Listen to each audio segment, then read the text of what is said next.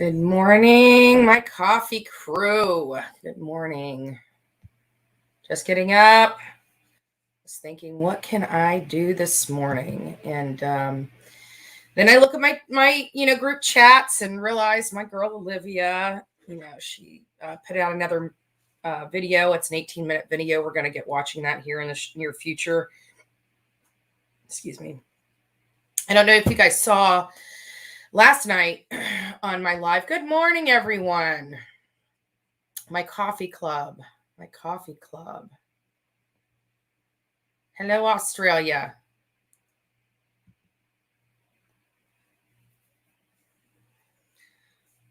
Good morning. We gran. Good morning. So we try to get out because I know a lot of YouTubers like to go on in the afternoon, go on in the evening. And I find that, in Australia, it's 9 p.m. there. So good evening. I'm still having a cup of coffee. Even the people that are at night, you guys can have some decaf and join us for coffee. So I come on here in the morning because I find, this is the time that nobody really is on. I'm not really stepping on any of my friends' toes with the lives. There's amazing people up in the mornings, whether they're getting ready to go to bed or whatever. And, they deserve some information too, right? Good morning, UK. Good morning. Good morning from down under. Scotland. And that's another thing. I get people from all over the world when I do these at 5 and 6 o'clock in the morning. So it's really nice. To be with all you. So we got some, we were going over some things that we can do. And I wanted to clarify some things after reading comments. Anybody can send the letter to the judge and prosecutor. Hi, Missouri. For many that don't know what I'm talking about, we have decided to be proactive in the Summer Wells case. Don Wells is actually going to court on February 7, 2022, around 1 p.m.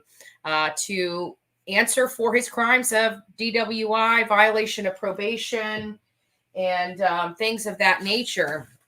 And we want to make sure that he is finally, put in handcuffs, and we want him to have the book thrown at him. We want the maximum sentence on these charges. Maximum sentence, excuse me. In the mornings I wake up a little gunky, so sorry about that. But we want the maximum sentence. So the team has decided, what do we need to do so he can get the maximum sentence? Even though we know that every adult in that house had some kind of something to do with the disappearance of Summer Wells. And we want to hold people accountable. We want to apply pressure. We need to get Don Wells away from Candace Wells. How are we going to be able to strategically do this? And the strategy is we're going to have this massive mail campaign on this case. So I'm going to pull it up. And I'm going to show you where it's at so you guys can cut and paste this letter, or you can get some information off the letter, like the prosecutor and the judge and the case number, and write your own, passioned letter, your own, letter from your heart, and help in this cause by applying pressure to the prosecutor and the judge in this case, so they can lock Don up for the maximum sentence for this case, because he's got the case from October 14th, 2020, which he was on probation for. So when he got his DUI, he violated probation, which opened him up to serve the full sentence of October 14th, 2020. So the way we can do this is by pressuring the judge and pressuring the prosecuting attorney to throw the book at this man, to put him in jail, to serve the maximum part of his sentence that he can possibly be required to serve. Let me just I don't know where my stuff is, and I apologize. It is early in the morning, and I do get up and I just come right here and run to you guys because I miss you and you're all I think about. And we want to get all this information out to you guys so you guys are able to help. So let me just bring in my other side. I'm going to read it all to you as we build the audience. And then we're going to watch an 18-minute video that was masterfully done by my friend and family, Chronicles of Olivia. We are going to watch some advertisements with the video. She didn't send me a clean copy, and it's hard. We do live close by, but we're not together all the time, So when you deal with like 18-minute videos, it's very difficult to send an 18-minute video. I'm sure, as you guys know, through the internet, it just doesn't happen. It's very difficult. So we do try. Good morning, everyone. So we do try to get them if we can. If it's too difficult, we just go to the YouTube channel. And thank you. Kiss my art. Thank you. Yes, we're about to dive into it. So let's go ahead and just dive into it. So this is the letter that I'm proposing, everyone. Everyone, you guys have an opportunity to help Summer. We are part of Summer's army. We are the only one pushing this case forward. Good morning, Raven. The only one pushing this case forward. We're the only one that's trying to give Summer her voice back. And this is how we can do it. So that right there at the very top of your screen, that's Honorable J. Todd Ross, Tennessee State Court, 115 Justice Center Drive, Suite 1222. That's 1222, Rogersville, Tennessee, 37857. Before I get too far into this, I do want to make sure I show you where that is located. It is located on my YouTube channel. So if you go to my channel, you can go to the community page right here on the community page. Scroll down a bit. It's right here. It says, so it's under this live, but right here, oh my goodness, it's just popping all over the place right here. Justice for Summer, gloves are off, letter to prosecutor and judge right there. So if you go here, you can click read more. Here's the copy of the letter, which I'm going to read to you. You can literally cut and paste this into a Word document, sign it, and send it off to the judge and prosecutor. It's going to cost everybody in here. I know people have been saying, how can we help? Not everybody can support us financially. This is how you can help right here. It's going to cost you 4 sheets of paper, 2 envelopes, and 2 stamps. This is how you can help. Go to the community page, cut and paste this letter off, and send 1 copy to the prosecutor and 1 copy to the judge. That's how you can help. Everybody can do that. It's minimal time needed for this. It's minimal thinking. It's minimal money. Literally, it's going to cost you $1.10 in postage, if I'm correct. And my postage may have gone up. That was based upon 55 cents per stamp. I don't know what they are. Most, like for me, when I buy stamps, I get the forever stamps. I try to buy because the postage never goes down, right? So that's where you can find it. It's on the community tab of the Bullhorn Betty page. If you guys can hear my stomach is growling this morning. Like it is not liking me. I don't know what the heck's going on. It's not upset or anything like that. I'm drinking coffee. I think it's because I woke up and I grabbed this and drank it and it sat out all night. But my friend Robin, I actually met her, on here, doing the work that I'm doing. I haven't met her in person. But she's actually not too far from me. She's just over like a couple counties over, maybe 1 county over. And one day I'm going to have to take her to lunch. She's been a great, a loving, support and fan. She texts me and she sends me Starbucks. So she watches me and she can see when I'm really having a rough day. And next thing I know, treat yourself to some coffee and lunch. It's really sweet. It's really sweet. We have people like that out there in the world, and Robin's one of them. So I thank you. I thank you for your friendship, and I thank you for your support. So it's really great to be here with all you guys this morning. Good morning. Take some time to arrive. Okay, well, that's great. And we've got time. So UK, cat chats, crime, and coffee. I'm so happy that you're here with me. She's saying that she did send out the letter. It may take some time because coming from the UK, the great news is that he's not going to court until February 7th. So having this long trickling of these letters coming into their office is going to be perfect. It's going to be perfect. Believe me, it's going to be a great strategy. I think it's going to make these people in Rogersville wake up. Like, there's people around the world that gives a crap about Summer Wells. I mean, Summer Wells' life matters, no matter what, her life matters. And it's sad that it's taking strangers from across the world to fight for her because her own crap parents refused to.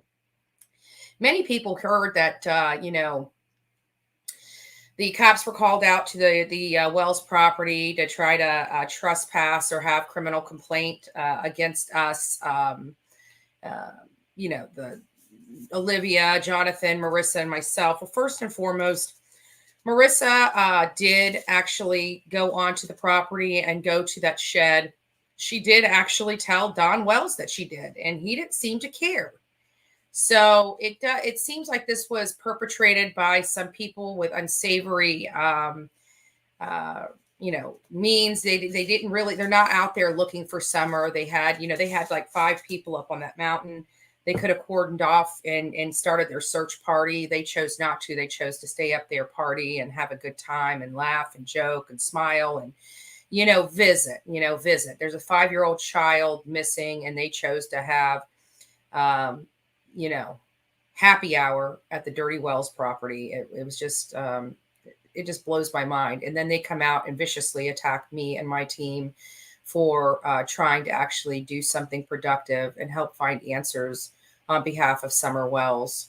It just shows you the true intention of a few people. It also shows you the true intention of the parents. They don't care about their child. All they're doing is covering their own butt. So we heard from TBI yesterday. Let me pull up another portion here. We heard from TBI the other day. I think it was just yesterday about,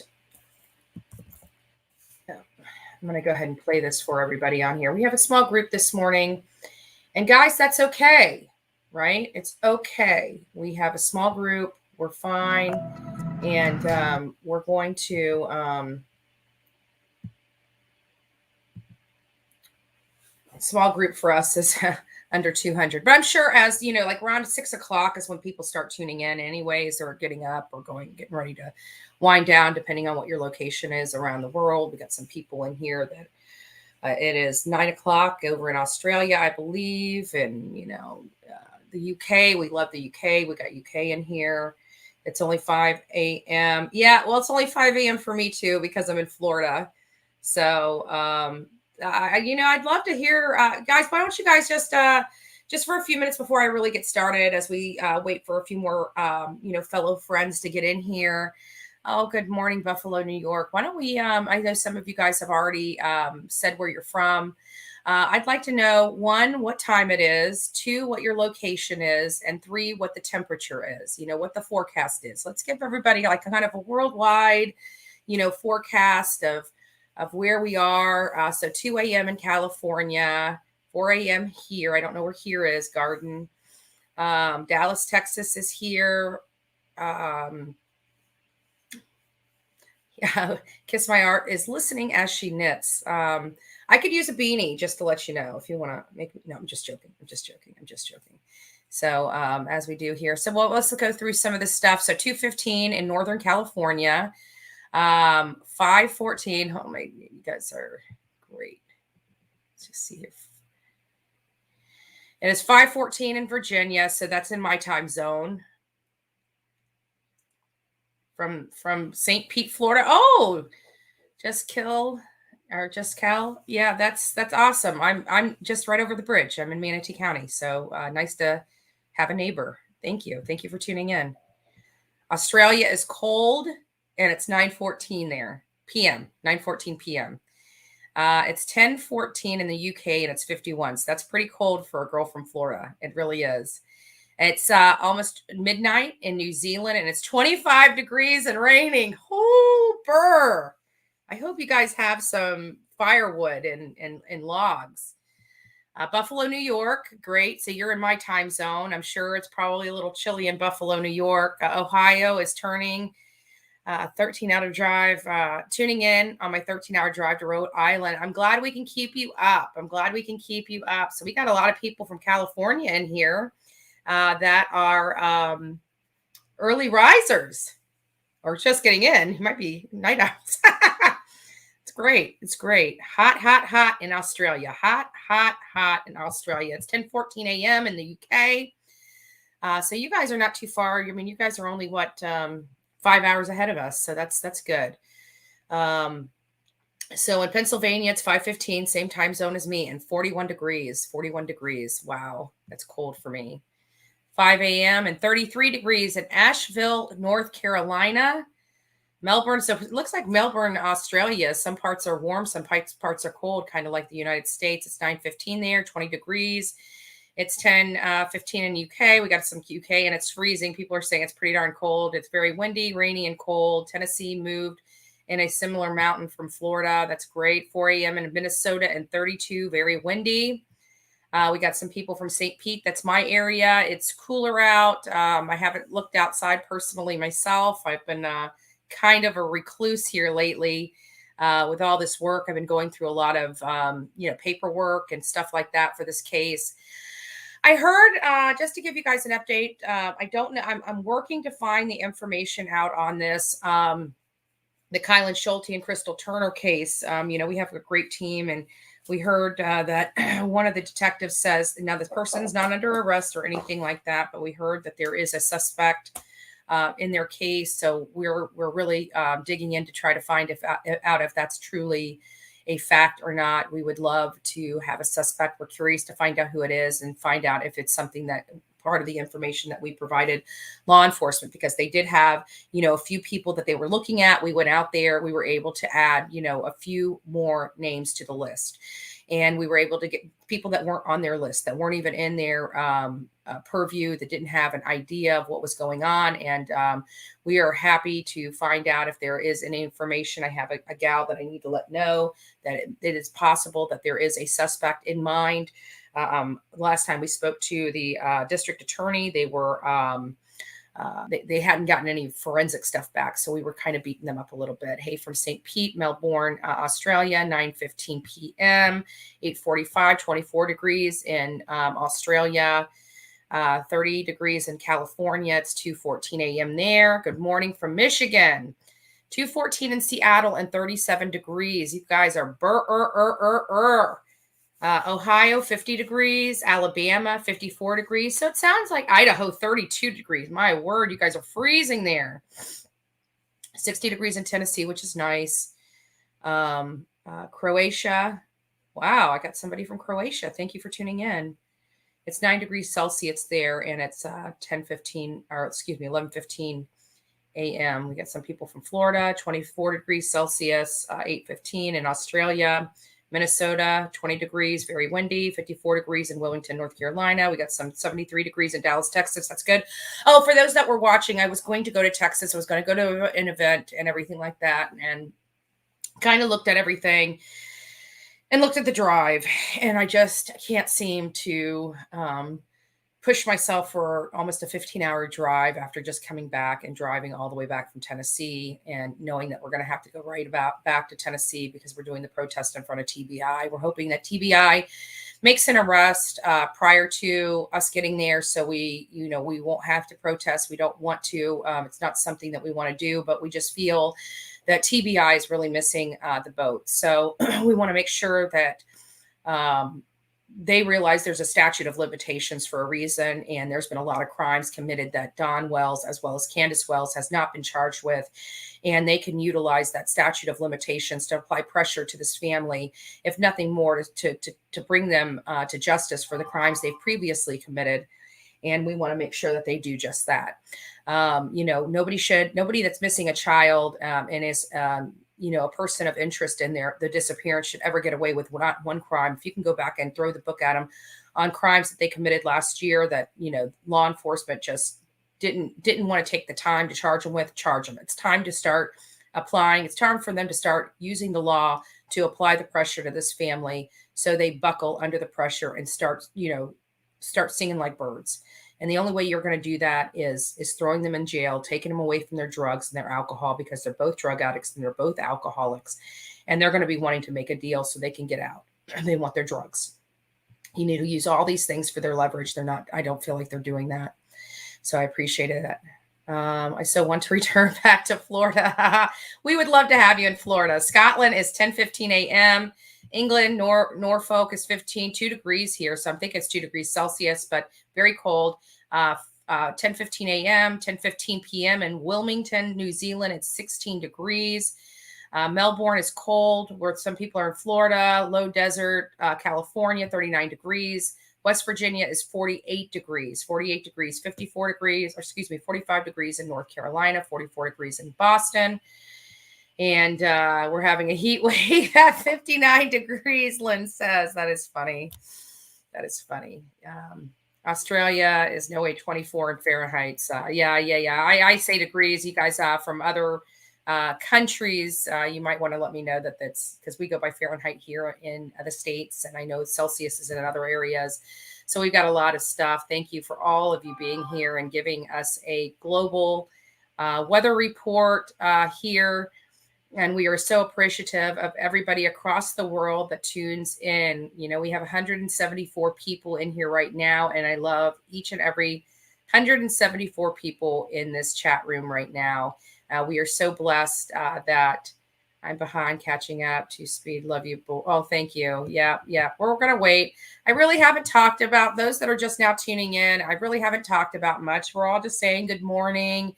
We're all just stretching and getting our coffee and just really, really, really just wanting to say hi and just catch up before we get started on our day, because usually I have a little above, about 200 to 300 people as we do this. And we're just now getting up to 184 people. So I'm just kind of killing time when people wake up and come in here. Oh, thank you. People are hitting my Venmo. Merry Christmas to all. And, we do really try to work hard and stuff like that. And just to let you know, the super stickers are great. If you want to support our efforts as well as YouTube's, because YouTube does take 30%. If you want 100% of your donations to go to our team and the work that we're doing on these cases, obviously Venmo and Cash App would be your best option. But we love any support that we get, whether it's financial, whether it's sharing our page, whether it's helping us with this mail campaign. There's something that you can do in these cases. So I want to make sure that nobody feels like they are not. Everybody has their part, everybody has their strengths and weaknesses, and we want to make sure that everybody is able to do something. Right now, I've got a great project that we were just about to go over for everybody. I just wanted to wait for a few more people before I went through that letter. And we just wanted to make sure that everybody has an opportunity to participate. People have been wanting to know how they can help with summer wells, and we have a great idea and a great strategy. Boys were taken to TBI yesterday. Awesome.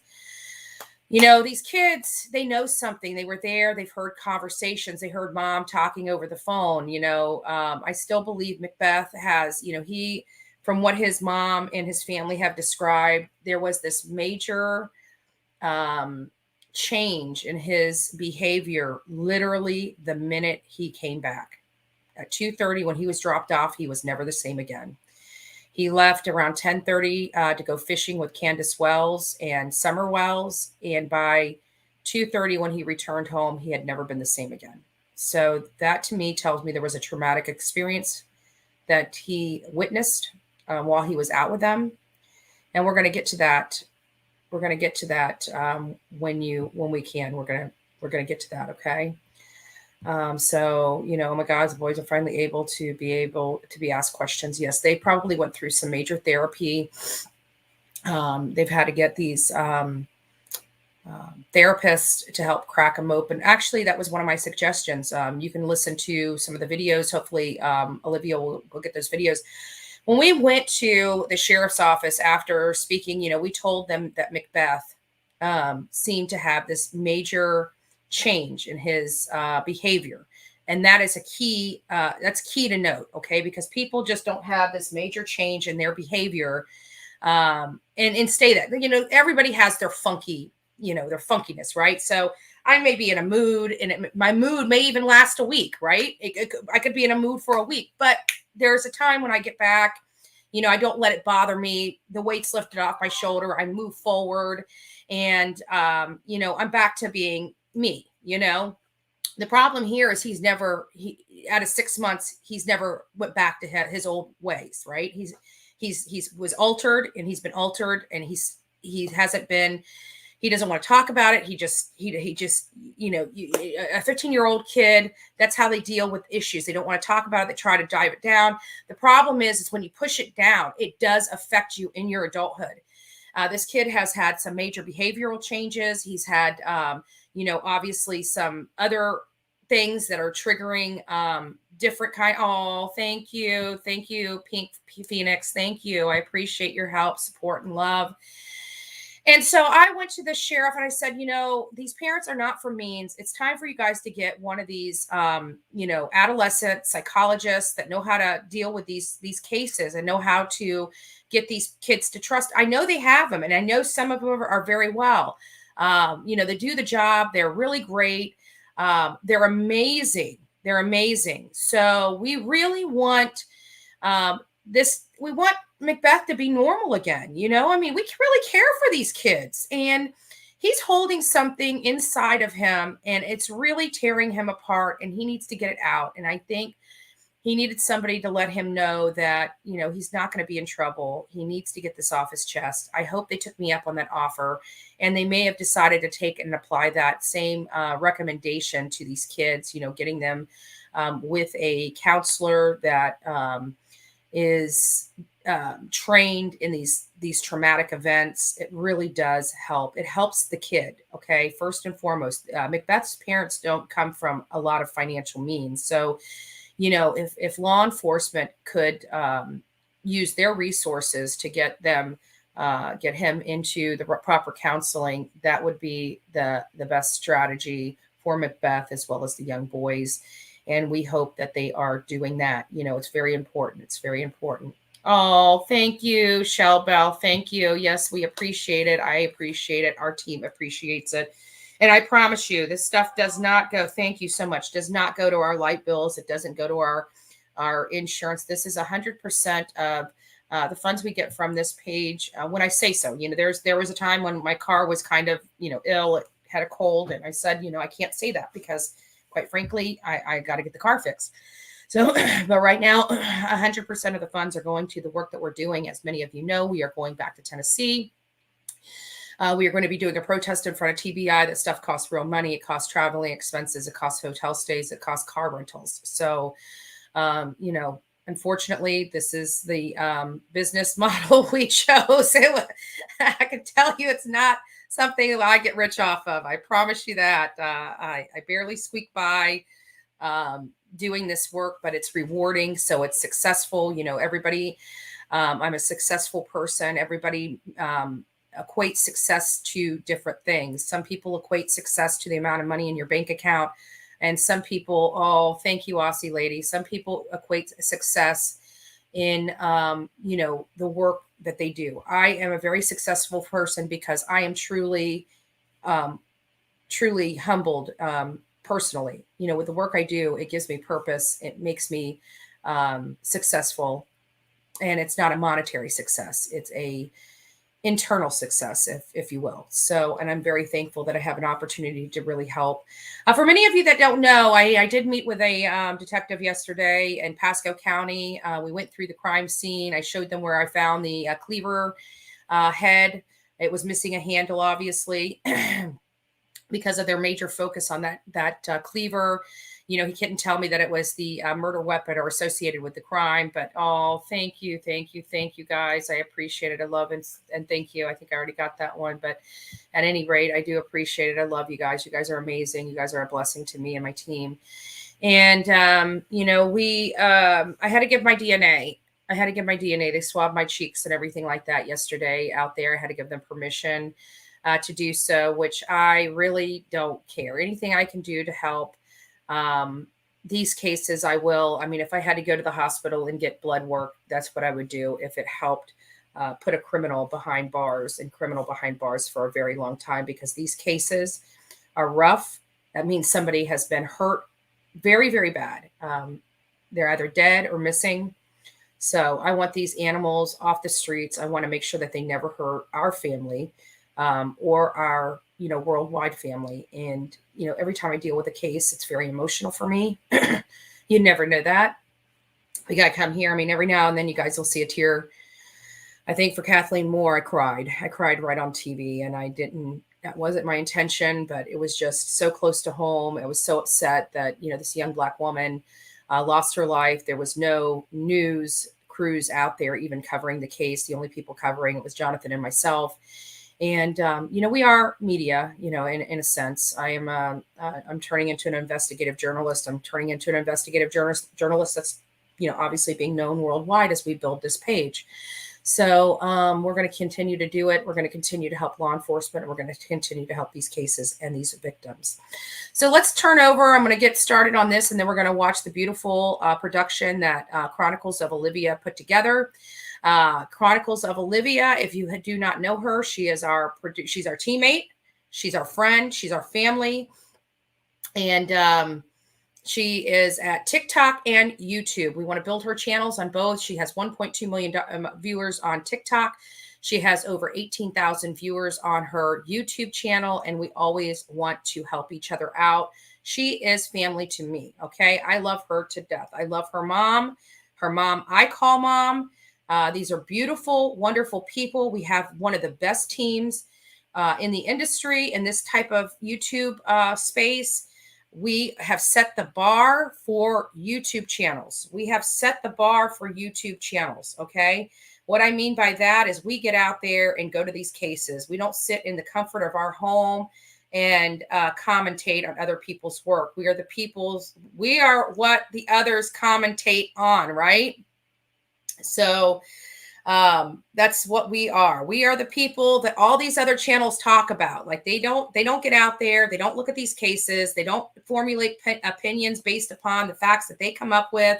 They watch us. They monitor us. They either mock us or use the information we're providing them to provide the information. Because if you go through mainstream media time and time again, their information is wrong. They paint a different picture every time we get out there.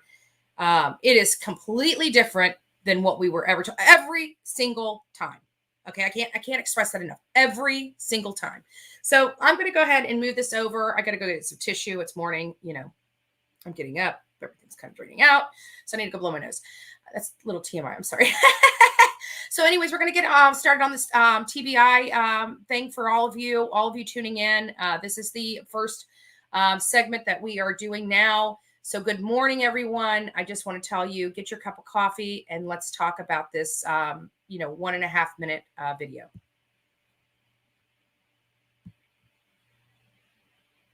Pay close attention to the words.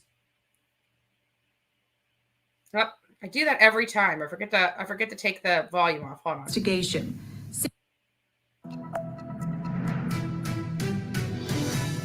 I'm Leslie Earhart with the Tennessee Bureau of Investigation.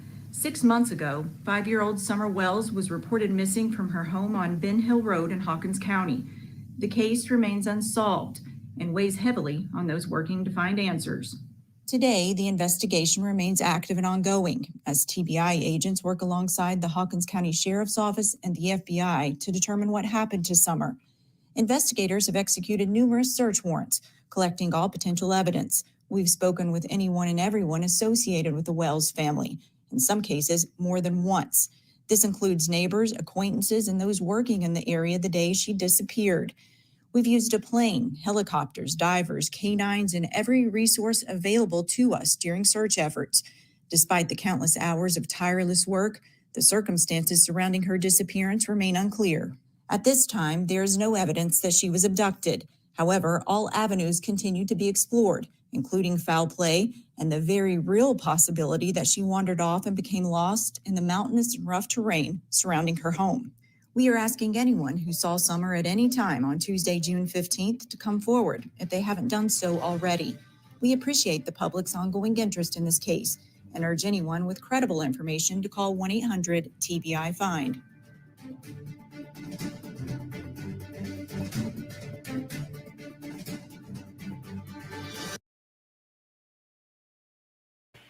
So there you have it, folk. I want to let you know, I mean, I was arguing with a few people on here. They're like, oh, well, they didn't rule out this, kidnapping attempt. They didn't rule it out. First of all, the third press conference, they did rule it out. They basically said there is no abduction. There's no abduction. They did it a little softer here. There's no evidence of abduction. Okay, so after 6 months of investigation, you are going to have evidence of an abduction. Okay, them telling that, you got to understand that people are watching, including the Wells. So you got to understand, we've been dealing with this a lot longer than a lot of people. We understand the nuances of crime solving and investigation. And basically, TBI is ruled out this abduction theory. They've given you three theories only: abduction, her wandering off, and foul play. So the abduction is out of the way, folks. The abduction is out of the way. She was never abducted. No stranger came up on that property and took her. No person that she knew came up on that property and took her. Okay. Now you have her wandering off. That was her home. She knew where she was. She's had a drunken mother that hasn't cared for her, hasn't watched her in literally 5 years, that used to feed her dirty water in her baby bottle and oatmeal. I mean, this woman is despicable. It was child endangerment. She could have killed her when she was a baby, and surprised she didn't. Maybe that was her intention. People need to understand, Candace Wells never wanted this child. She did not want her. She tried to sell her. Okay. She didn't get enough money selling her, so she decided to keep her like she's a dog. She wanted to give her to her mother, her insane mom. Don Wells put his foot down and absolutely refused to.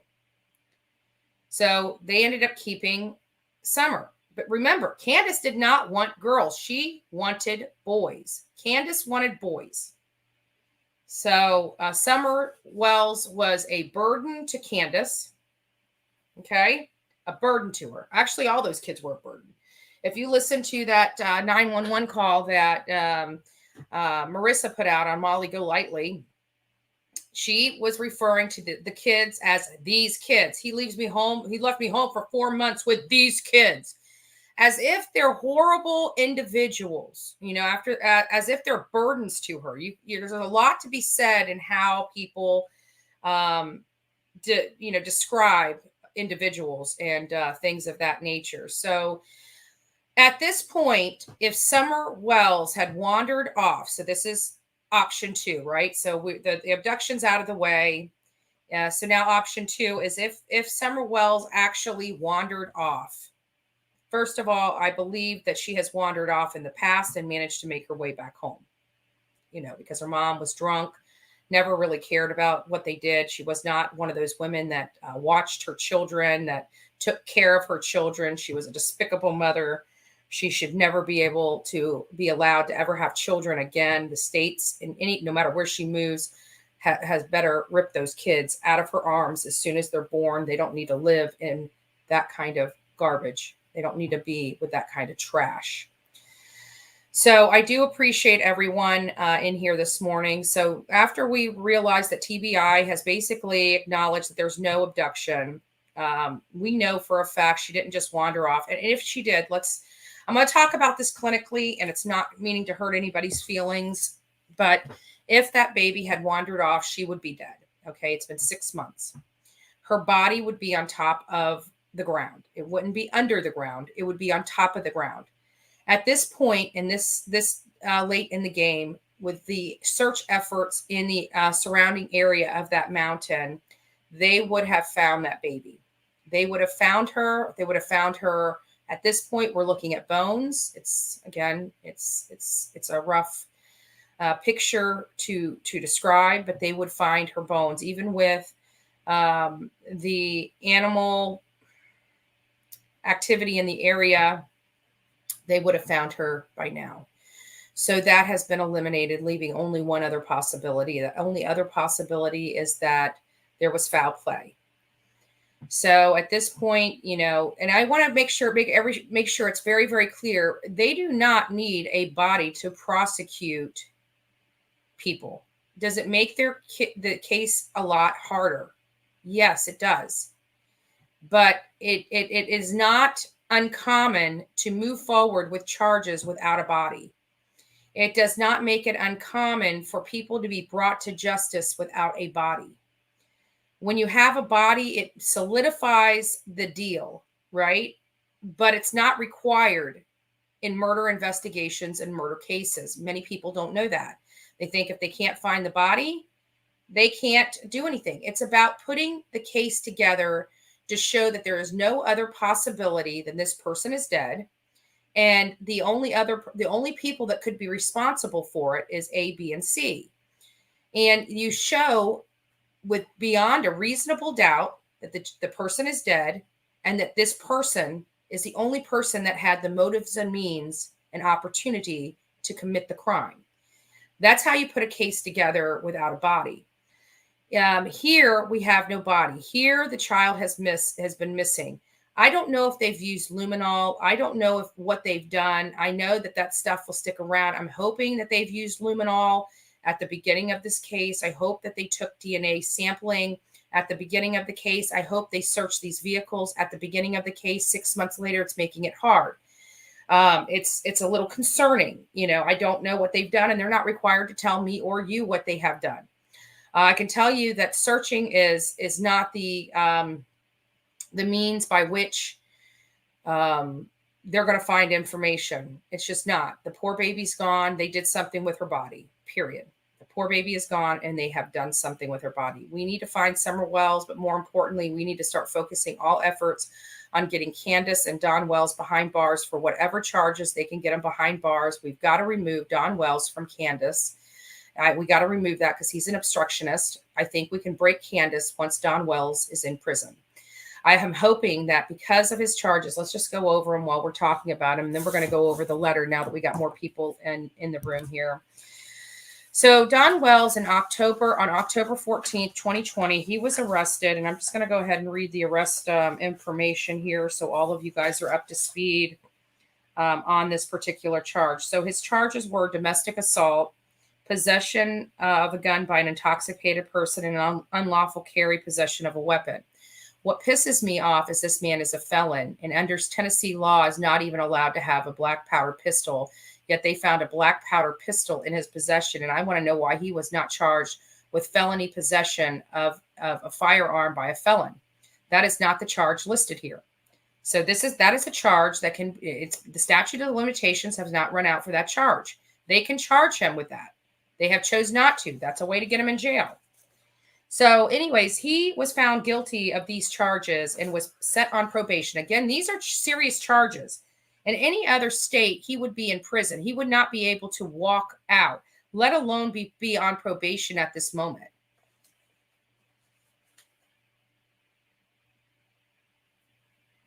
Yes, someone in the chat did say that the boys were taken to TBI for questioning. I'm sure they have a psychologist there to help break them open, to talk about what happened. There was a very strategic methodology that goes in dealing with young kids in traumatic experience.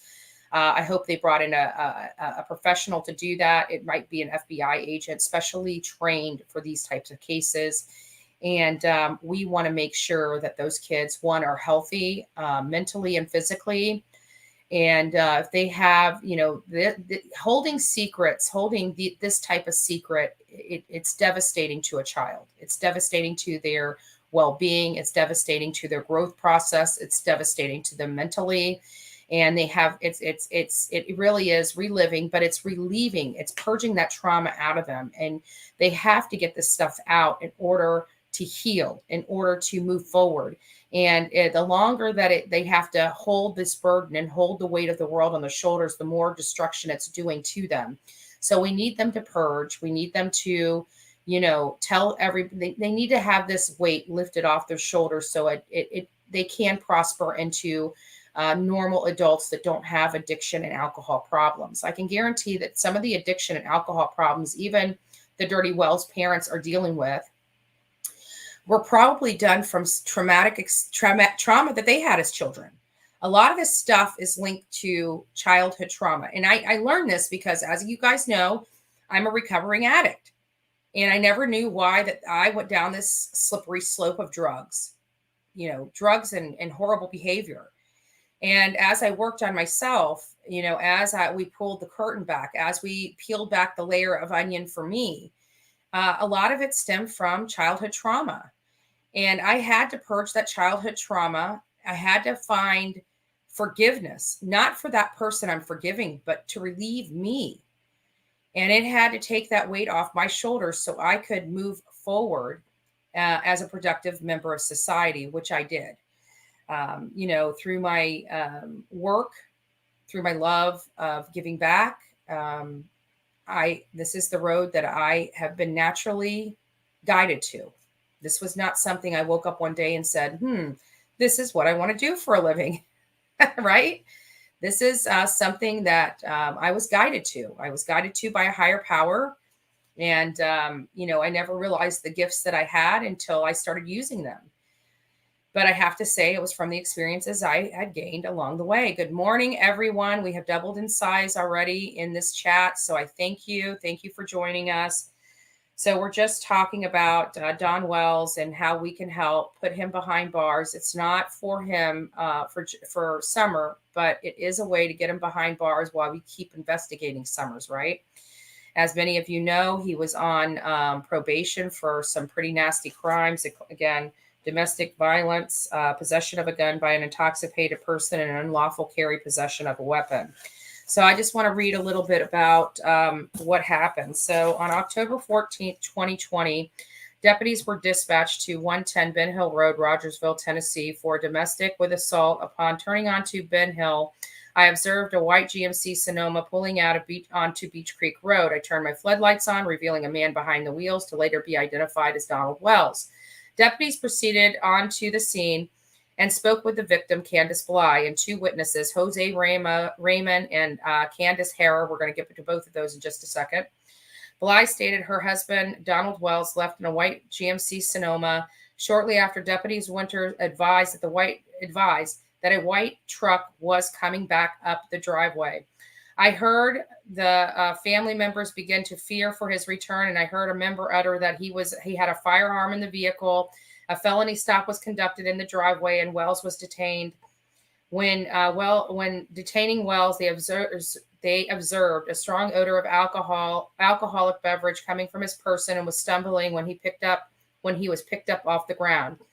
Wells stated that there was a firearm in the truck, but it was a black powder pistol in the glove box. Wells went on to say that Bly was a felon from charges in Utah and had something to drink that night. Deputy Winters located the firearm in the vehicle, spoke with Bly and witnesses about the assault. Bly stated that Wells came home drunk and saw Jose in the house and believed Bly was cheating on him. Allegedly, Wells started arguing with Jose, and Wells began to struggle with Bly. Bly was pushed down, causing damage to her knee. Bly and witnesses stated Wells began punching himself in the face and then left. Wells was taken to the Hopkins County Jail for booking. So there was a couple things that I want everybody to know in this chat. I'm not following the comments, guys, so I hope you guys are communicating with yourself, but I can't really communicate while I'm doing this segment, so I do apologize. There's a few things I want to tell you here. These charges on this particular case from October 20th. Where is it? And this is what pisses me off with Hopkins County, right? So this particular, even though he was driving drunk, he was observed driving drunk. You read this when I read this here. Let's read it again. I observed a white GMC Sonoma pulling onto Beach Creek Road. I turned my floodlights on, revealing a man behind the wheel, later to be identified as Donald Wells. So we know Donald Wells was behind the wheel of that truck. He later said Wells came. he was coming back. They did a felony stop in the driveway. Wells was detained. When detaining Wells, they observed a strong odor of alcoholic beverage coming from his person, and he was stumbling. So explain to me why on October 14th, 2020, was this man not arrested for DWI? Those were his charges. His charges were domestic assault, possession of a gun by an intoxicated person. They're acknowledging he was intoxicated. Unlawful carry, possession of a weapon. It was a felon in possession of a gun. A felon in possession of a gun. So you didn't get him on a felon possession of a gun, and you didn't get him for the DWI. He could have been in jail right now. And law enforcement is dicking around with charges. Very upsetting. But anyways, he did get a DUI. We all know that he recently got a DUI. Let me find when he got a DUI. I think it was October 31st, like 1 year later. He is again driving erratic, fighting, under the influence, right? What's the rest of the papers? What do they do with them? On here, I'm missing some pages. Oh, there they are. I see them. I've got to say, that's his violation of probation. Where's this other one? Working this case, I'm telling you, I have got so much paperwork on my desk. It's a little crazy. Okay, so I'm missing something. Why am I missing something here? Shoot, I gotta find. If all else fails, thank goodness I take pictures of this stuff. If all else fails, I'll have to. Okay, so that's that. Okay, there's his charges there. Oh, there's it. Okay, got it. Okay, so we got everything. Sorry about that. We do have everything. So now we know that he was this, he came back to this house. First of all, Jose Raymond, I do want to let everybody know that Jose Raymond, we did confirm Candace Bly was indeed having an affair with him. Not only just having an affair with him, fighting with her mother because her mother wanted him too. Jose Raymond was actually Allie, her friend's boyfriend. So Candace Wells, a married woman, stole her friend's boyfriend while she was married and her husband was out of town, leaving her home for 4 months to deal with these kids. He ended up getting wind that there was a guy in his house. He drove all the way from Utah back there. Clearly, he was intoxicated by the time he got home and absolutely surprised Candace with his arrival there at their house. At this particular incident, based upon, this is one that 10/14/2020 was one of the CDs we were able to get of audio from the dispatch center that Marissa got. Molly Go Lightly. I don't know if she's up yet and she's in this chat. If she is, good morning. If you want to come on the panel, let me know, Marissa. I'll get you on here so we can have a chat about this. So he was on probation for those charges, those disgusting charges, and they were fighting. The kids were up. It was 1 o'clock in the morning. They're fighting in the house, throwing blows in the house. They're outside in the driveway, throwing blows in the driveway. They even managed to get over to the grandmother's trailer and throwing blows in grandma's trailer. I mean, this was a major, just a fist fight, a brawl at the Wells property. Kids saw all, and those kids still stayed in that house. That's why I'm so angry and upset with law enforcement and CPS in Tennessee, because these kids should have been removed. There was entirely too much violence, too much alcohol, and too many drugs on top of that mountain for those children to have stayed at home. Never mind the fact that the Wells had already, Candace Bly had already had a set of kids taken away from her. That should have been a telltale sign for CPS that this woman was incapable of taking care of children. So I'm very, very upset with, I'm upset that it took Summer disappearing and possible, her possible death for CPS to finally take what was going on at this house seriously. I hope a guardian ad litem is assigned to Summer Wells. I hope that they sue CPS as well as the state. And I hope any proceeds that they get from that lawsuit is given to those boys in a trust that can help them in the future so they don't follow in the path of their parents. So as you know, he was on probation from those despicable charges. Again, law enforcement let him skirt because he should have been charged with a DWI then, and he should have been charged with felony possession of a gun by a felon. And they did not do that. They did not do that. And it's very upsetting. And I want to know why. I want to know why. So anyways, a year later, a year and 11 days later, on October 30, actually a year and 11 days later.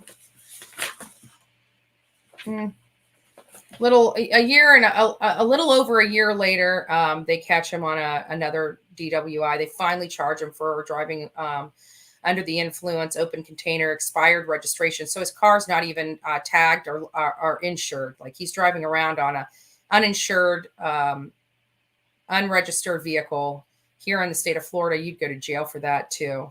Improper lane change and violation of financial responsibility. So I'm, this guy's just a bad piece of garbage.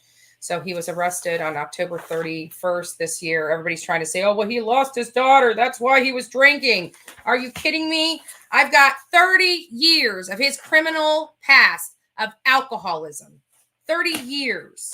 30 years. Don't tell me it was because of his daughter missing. It's because he's an alcoholic, drug addict, and a piece of garbage.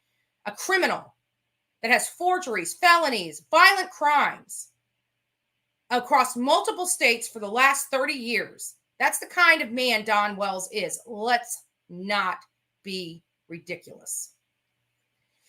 So he ended up getting a violation of probation for the fact that he had all these charges from 2020, and then he got arrested in 2021 for DWI, which caused the violation of probation. You following this? So now we're going on it. And the reason why I'm telling you all this is why we're going on an email or a mail campaign. We got some strategies that I think will work for everyone. This is how you guys can help. This is how you guys can help. Everybody's been asking how they can help. So we're going to get right to it. So on my YouTube channel, the Bullhorn Betty YouTube channel, under the community tab, put this up. So under the community tab right here on my channel, you're going to need to scroll down just a little bit right here where it says Justice for Summer Wells. Gloves are off. Letter to prosecutor and judge. You're going to click the read more. This is a letter that I want each and every one of you to cut and paste onto a Word document, or you can use the information for the address for the judge, for the prosecuting attorney, and the style of the case. And you can write your own heartfelt letter to the judge and prosecutor. This is my letter, which is a little more rough around the edges. But that's where it's at. Everybody, I want you to go over there. This will cost you 4 sheets of paper, 2 envelopes, and 2 postage stamps. You can do this. Everybody's asking me how you can help Summer Wells. This is how you can help Summer Wells. So let me, I'm going to read the letter to you so you guys know what's in it. It says, Dear Honorable J. Todd Ross and Mr. Kenneth R. Lavelle, Esquire. As you know, there is a hearing in the above style cause on February 7th, 2022. The factual information provided in this case, which shall include his past criminal conduct and why Mr. Wells is deemed a danger and a threat to the public. It is your duty to make sure he gets the maximum sentencing under Tennessee law. Mr. Wells has thwarted the law and manipulated the justice system with his lengthy criminal history spreading across multiple states for over 30 years. It is my hope that you realize that he is a threat and you do everything in your power to finally bring justice to this community he has tormented for more than a decade when he moved to Rogersville. He is a convicted felon with multiple violent offenses in your county, including domestic violence, multiple DUIs, including ones that were never prosecuted, child endangerment, which were never prosecuted, felon in possession of a gun, intoxicated person in possession of a gun, open container, and now a missing daughter, which he very well may know information regarding her whereabouts. This is a very dangerous man. I have reviewed the prior charges and police affidavits in connection with Mr. Wells, and the stuff law enforcement hasn't charged him with is astonishing and a complete failure to this community, and has put the welfare of anyone that has come into contact with him in danger. To me, it appears Mr. Wells has been allowed to get away with a lot without being held accountable for his action, which has, in part, led to the disappearance and potential death of his daughter, Summer Wells. You finally have an opportunity to put this dangerous criminal behind bars, and I hope you do just that. He's had 30 years of habitual criminal history, including multiple burglaries, forgeries, dealing in stolen property, drugs, alcohol, and repeated violence upon persons and domestically. His 30 years of criminal conduct spreads across multiple states. When is enough enough? This man now has a missing daughter and is a person of interest in her disappearance, and has proven time and time again he is a danger to everyone around him. Excuse me. You have a great opportunity to finally put this man behind bars, and I feel it is in the best interest of the community that this man receives the maximum sentence under the law. Take this plea seriously and do what you can to protect the innocent residents in your county, and do what you should have done years ago. Thank you for your consideration. That's what we need to do. That's how we help. This will put this man in jail while they continue their investigation into Summer Wells. This will get him away from Candace Wells. Candace Wells will crack under pressure. As my friend Jonathan always says, pressure breaks pipes. Please go to my community tab on my YouTube channel and cut and paste this letter, or write your own heartfelt letter. You can take it has the judge's address and the prosecutor. Do not send this letter to one, send it to both. It has the style of the case, which needs to be on your letter so they know which case you're referring to. We are Summer's army. We're the only ones fighting for her. We're the only ones giving her her voice back. And you can finally help. You can help Summer by writing this letter. It's 4 sheets of paper, 2 envelopes, and 2 postage stamps. I behoove you and beg of you to please help Summer. This is how we help Summer. We can put her father in jail. We can break that whole house of horrors up. We can really do some good. This is how we do some good. We need to demand the prosecutor and the judge to take this seriously, to consider Don Wells a danger and a threat to society, and put him in jail as long as possible at this point in time. Enough damage has been done by this family. The gloves are off, folks. We have got to move this forward. We have to be proactive. We have to be on the offensive, and we have to attack this head on. This is how we do it. Community page, go to the letter, cut and paste it. If you have any questions, don't know where it's at, you want me to send you a copy of it in Word form, please hit me up at bullhornbetty@gmail.com. I can tell you, I get a lot of emails coming in there, so much so that I can't even respond to all of them. So it may take me some time. I'd rather you guys just go over to my community page, cut and paste. Cut and paste is our friend. So moving on. So now, guys, we're going to have to watch some advertisements. Like I said, the movie's so large, it cannot be sent to me by electronic means. So the only way we can watch this video is through YouTube, and we're going to watch it now. I hope you guys, I emailed you already. Okay, Angel, thank you. I will try to get to it. I'll have to go through my emails and see what I can do. I do thank you guys for your participation and your help. I mean, a lot of people are sending us leads. They're sending us information. They're sending us clips from other other podcasts that Don Wells or other people were in. We really do have a great network with all of you. You guys are part of the team as well. I want you to know that we are very supportive of that. You guys support us all the time, and that's aside from monetarily. You guys really do support our team with information and help. And that is hands down some of the best stuff we can get, you know, and we really do appreciate each and every one of you. And I'm so happy to be with you guys here this morning, drinking coffee. We're kind of are now kind of this, you know, the coffee club of social media and YouTube now. And it's really nice. I love seeing you guys. I love seeing the same people in here. I love seeing the new people coming in here in the morning. And I'm really thankful for all of that. So thank you. Thank you. Thank you. I'm going to put on this video. This is the first episode of our trip with Summer Wells, you know, the things that we did. I hope you guys find it informative. And what I want to point out is, you know, there was a few other YouTubers out there, you know, obviously they're trying to do damage control, and they really have been, you know, attacking our team viciously for the work we've done. But see, the reason why they're doing that is because we're showing them the lack of work they're doing. And so this is really kind of solidifying again the work that we do. You know, we're not up there on a vacation. We're up there doing real work. So let's go. Oh, I'm sorry, Heather, but you can always go back and rewatch it. So let's just go ahead and dive in, shall we? Shall we? Let's get it.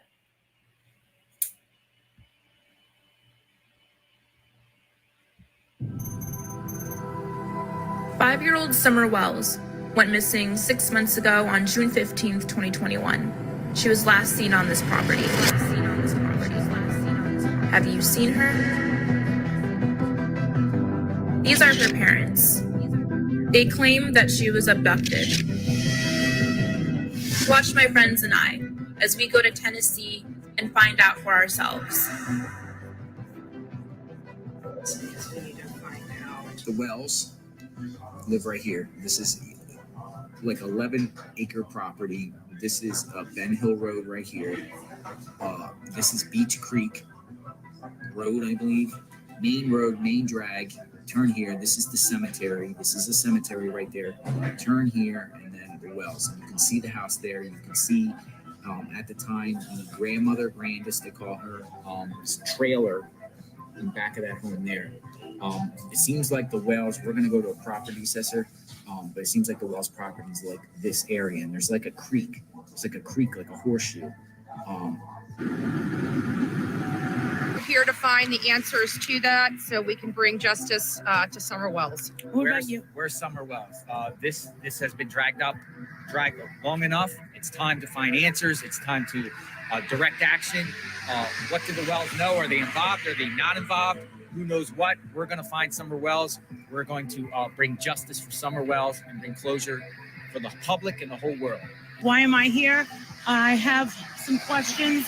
I want this to be resolved, and I also want to see if there's any way that we can help this family locate their child, help this community. We come here absolutely in peace. We come here to be a voice for Summer. I think way too much time has gone by that this little girl can't become a cold case. We want to help the family find their daughter. And we want to debunk some things. There's a lot of rumors saying that the locals here are really scary. They're terrifying. They don't want to talk, shoot first, ask questions later sort of thing. But we don't think that. We think that people do want to talk and that they're getting a bad rep for whatever reason it is. And we want to talk to people, talk to anyone that wants to help. Then your destination will be on the left.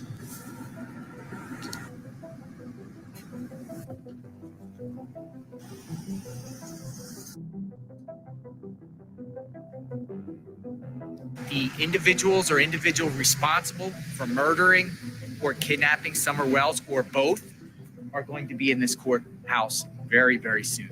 And they're going to be held accountable, and they're going to be brought to justice. Hopkins County Courthouse, Rogersville, Tennessee, justice for Summer Wells. Next, we went to the tax assessor's office. We asked for the parcel renderings of the Wells property. Aww. I mean, but you need a larger format. Yes, if possible. I appreciate it. Yeah, the online rumors are like, oh, the locals here don't like outsiders. inside the town of trying to find a missing girl. Oh, yes. But that's not the majority though. Anybody that's willing to look should be left alone. We're just trying to find answers, trying to get closure, trying to get justice, trying to find her. Just trying to get an idea about their area around their home. Maybe do some searching around there. Search maybe the creeks, maybe some of the vacant lots, anything. Yeah. To try to make a difference at home. Okay, so for instance, I'm from Florida, and you have a home, but you can't by law put like other trailers on the property. Is that allowed here in Hopkins County? In the county, it is. It is. Yeah. So you can In the just, city, you probably couldn't put two Okay. homes on the same Gotcha. property. but But out in the county, yeah, you can put If you're in a multiple homes on the same. subdivision, if we wanted You're to in just subdivision. find the rules and regulations regarding that, where would we go? we don't have any zoning, so, The deed could have restrictions. yeah. So an individual could put restrictions on one before they sell it. Gotcha. Or it could be a subdivision restriction. Right. All of that would be recorded with the deed or with the registrar's office across the hall. So go over there and try to Yeah, get that information. yeah. Okay. Yeah, it would give you the information. If it's part of a subdivision, then it would refer to that subdivision and she can pull the subdivision regulations up. So when you Appreciate say it. you already- We asked some of the workers if they had heard about cornbread mafia, and they said they had never heard of such a thing. Broader. We want to bring awareness Yeah. and spotlight Yeah. so it doesn't become So, a cold yeah. case. So did you all watch the Dr. Phil? Yeah, we did. Yeah, what the heck with the. We didn't even know. What is that? Yeah, is that a thing? I said, how dare you? We didn't even know. I've been here all my life and my family's from East Street, so. Claim deed, which, usually they have general deeds, special deeds. This is a quick claim deed, so And this is on the wells. this is on the Wells property. We were over at the property assessor's office. We were able to get, a little, rendering of the thing as well as some legitimate, aerial footage on larger paper. These people have been, I would like to express something here. We, as many of you know, through the things that we were seeing on the internet, that we were told that this was going to be a really ugly place to deal with. We were going to have a lot of problems here. And so far, being here in Rogersville, people have been absolutely kind. They have all been willing to help. We are here, searching for information on a 5-year-old missing girl named Summer Wells. And this is what we're here for. We didn't know what to expect as in all cases that we deal with, but so far it has been a warm welcome. And we are just going to continue moving forward with our day. Justice for Summer Wells. So where would we go to get, we're not from here, where would we go to get arrest records and to see sheriffs and maybe detectives? What I need is I need to speak to a sheriff and a detective on a case. It's the Summer Wells case, and I also need to get some court record or some arrest records. Which entity is the lead investigator on this, and who's the lead investigator? We wanted to speak to Sheriff Ronnie Lawson, but he wasn't there that day. So far, everybody we've spoken to, the sheriff's office, the clerks at the county courthouse, the administrative building, everybody has been so helpful, so cooperative. They want the community to show love and support and help find this young child that's missing. In many cases, these people have their own children, and would never want something like this to happen. We've confirmed, that the police are doing, the sheriff here is doing everything they can. They're working in conjunction with TBI. The FBI has had some involvement in this case. And we're really trying to bring awareness to Summer Wells. We're trying to bring some answers to law enforcement as well as her family. And live streaming can be tricky, and sometimes trying to find the right. it is confirmed. These guys know what they're doing, and they've done a lot out here to try to find her. What I find surprising is I read body language, and it seems this is hitting a little close to home. They realize that people that love each other do terrible things to each other. Absolutely. And this is not what we hear on the internet is not going to deter us from our objective, which is to find more answers in connection with the missing person of Summer Wells and we're going to continue to execute our strategy and try to find more answers. Andrew, can you confirm what the detective told us about what people on the internet are saying about this county and how they're coming up with the most negative speculations? They've never been here. And then when people do decide to come here, they ask stupid questions like, have you thought of bringing out helicopters? They were very insulted by that. They're very insulted by some of the people and some of the people's speculation on the internet. These people have been working around the clock. They're still receiving tips every single day. 1-800-TBI-FIND. If you have any answers in connection with Summer Wells, you're asked to call 1-800-TBI-FIND. I'm pretty sure you could make an anonymous tip there. So we want to, start pouring in the tips, not the speculation. If you live around here or you know something or you know somebody that knows something, please help this young child. She's been missing for 6 months. We don't know where she is. We're just getting started, but we need some help. So you came in here, you got some records, right? We got lots of records. So we did ask for, we got to go and get some incident reports, but we did ask for the arrest record of Don Wells. We would like to investigate him and his background a little more, Candace's background, Grandis's background. We are trying to seek answers right now. To the best of our knowledge, Don Wells was not at the house at the time of Summer's disappearance. That's only leaving 2 adults that have not truly fully answered the questions the public as well as the sheriff and investigators have, and that's Candace Wells and Grandis Harrer. So, and her name is also Candace. So we're still looking, we're still digging. We're going to get to the bottom of something. I feel that something, I think we're going to be able to provide 1-800-TBI-FIND something. So you notice you came in here, asked for some sheriffs, and asked for the arrest records, and they were very cooperative. They actually brought out a few sheriffs, sat down and talked to you while someone went inside their office to get the records. They didn't feel it was a burden. They didn't, kind of be like, really? They did not have an ego issue here. When we were in Moab, for example, and we were dealing with Lieutenant Kim Neal, he was so uncooperative. He was so pompous. These people are really sympathetic and empathetic to this young child, Summer Wells. And I've got to say that these people here really, truly want answers, and they don't care how they get them. They don't care who's involved. They know it's been 6 months. Then they realize that they don't have enough right now to do anything. Hopefully, maybe some tips that we receive over the next couple days might be able to spark something. It may not. But we are going to do the best that we can as a team collectively to help this young child that's missing. Where are you going next? We're going to go over to the clerk of courts. We're going to see if we can look at any court records that involve any of the 3 that we're talking about. The Grandis, which is grandma, Candace, which is mom, and Don Wells, which is obviously dad. It's got the arrest records of Donald Wells, Don Wells, Donnie Wells, Candace Wells, Candace Bly, Candace Harrer, Heharer. Sheriff's office here, they're still looking for Summer Wells. Summer Wells right here. They're still looking for Summer Wells. Any information that you know about the Summer Wells case, contact the sheriff's office. They were very cooperative, very nice, very respectful, and I appreciated them for doing their work. They're doing a great job on trying to find answers. They're working very hard. They're putting their officers and their deputies and law enforcement, including the TBI, they're putting their lives in danger, trying to find Summer Wells by searching.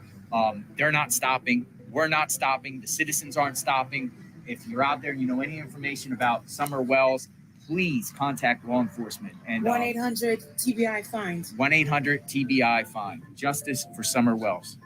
Next, we stopped at Hopkins County Dispatch Center to see if we could collect any complaint records. So we're here at the dispatch center. We were just over at Hopkins County Sheriff's Office. Great group of people over there. We're looking for any dispatch calls that have gone out to 110 Ben Hill Road. And so they referred us over here to their dispatch center to acquire those documents. So how far are you going to go back with all the calls to? We're going to try to look at 10 years.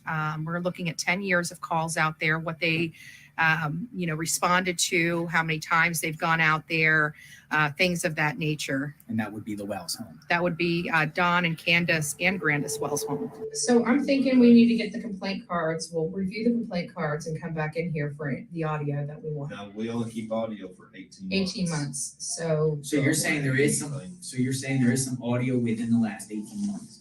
No, that I would have to, that would take some time to go into our recorder and see. I've not looked at that. I think we need to get the incident cards and then we can have them look into the audios based upon that. Really do. I can tell you the date range of the incidents if you want that.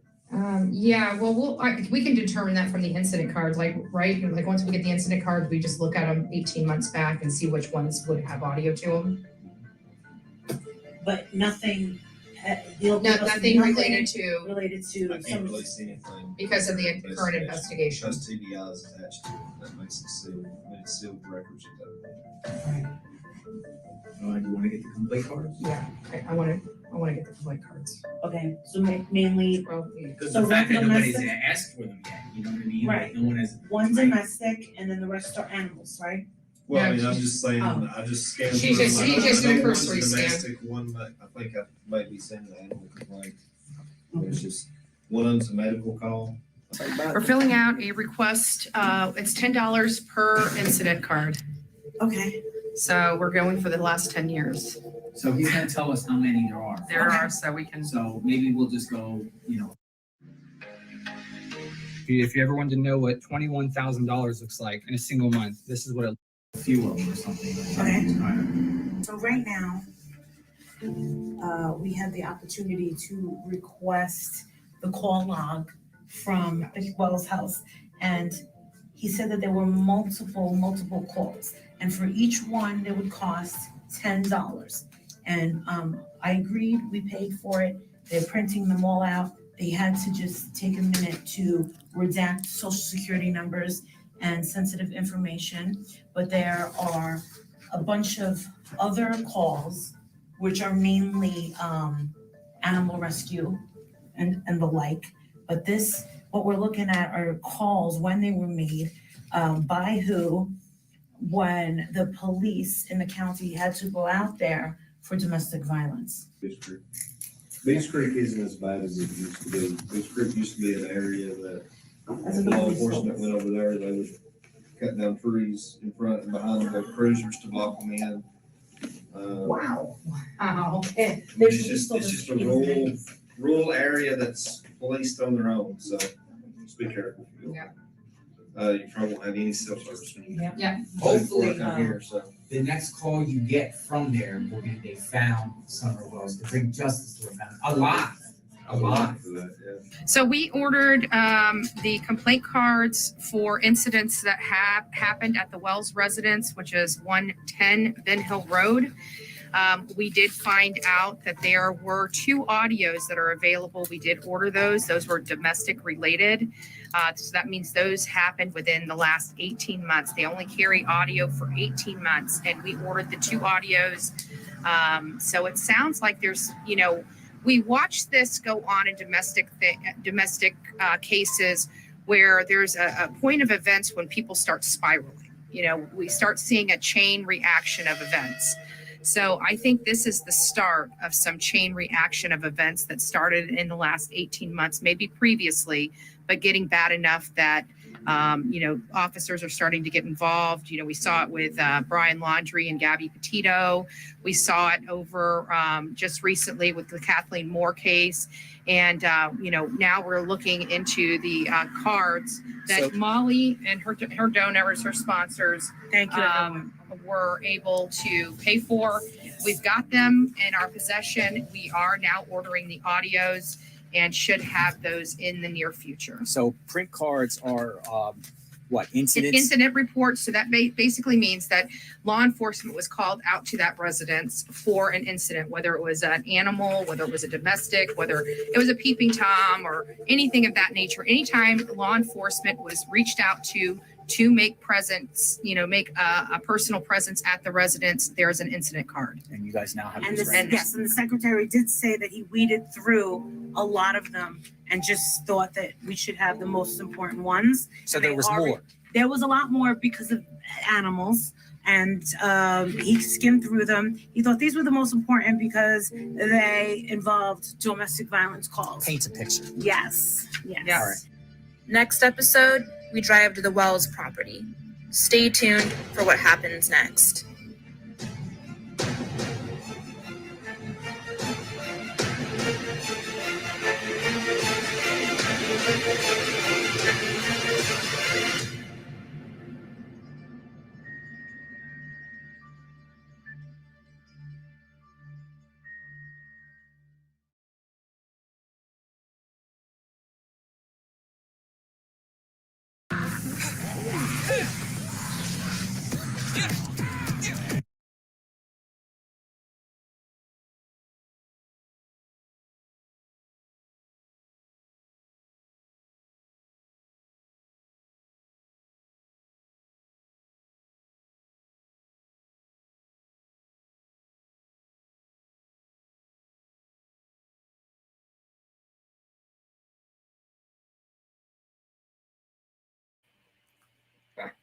I always do that because I mute myself because I don't want the echoing effect of the movie, and I forget that I'm muted. But as you see, we put a lot of work into this. You guys see the work that we're doing. We're not collecting funds from you, and you guys don't ever see what we're doing, or just see a photo of us hanging out with Don Wells and Candace Wells and creeps, right? We are out there actually with heels on the ground, going to places, getting the information, doing the legwork necessary to paint this picture for you. So you guys have the information we're getting. You guys are seeing the work that's being done. We do not sit on a couch or in a lounger with cameras in front of us talking about other people's work. We're the ones that people are talking about. We bring this to you front and center, the work that we're doing. We want you to have all the information, not some of the information. We have worked very hard. We worked many hours. We worked with law enforcement. We talked to law enforcement over 2 days. We've spent over four hours with them in a 2-day period. That's a lot of time to have detectives and law enforcement communication. Most people get 15 minutes. We've had over 4 hours with them. So we are being viciously attacked by some people because of the work we're doing. And now you know why. It's because we are actually getting answers. We are actually doing the footwork necessary to get the story out there. We really are. We want you guys to be well informed. We want to make sure that there's no misconceptions of whether this child was abducted or not. This child was not abducted. This child did not wander off. There's only leaving one option: foul play. Foul play. So again, that's why we know law enforcement has a tough job to do because they have not found her body yet. We know that. So we are wanting to utilize tools we have available to us to make sure that Don Wells goes to jail. Each and every one of you, Summer's Army, the ones that love her, can help.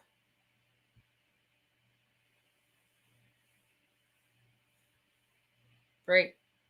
Yes, we do. And the only way we're going to be able to put him behind bars is he has an upcoming hearing on February 7th, 2022. Upcoming hearing on February 7th, 2022, for his DUI, violation of probation, and things of that nature. We need to get him behind bars. He is a violent criminal. He is a habitual criminal. His criminal activity has every state he's lived in, he has been arrested multiple times. He needs to go to jail. He needs to be in jail. And hopefully with our mailing, which many people know, I've already said, you can go over here. I'll be right back with you. I'm going to go to my channel. I want to show you guys where this is. Put it up. So on the YouTube channel, on Bullhorn Betty, under the community tab, which is right here, you want to scroll down. And right here, it says Justice for Summer Wells. Gloves are off. Letter to prosecutor and judge. Read more. Click this. There is the letter. Now, folks, all over the world, you can send this letter in.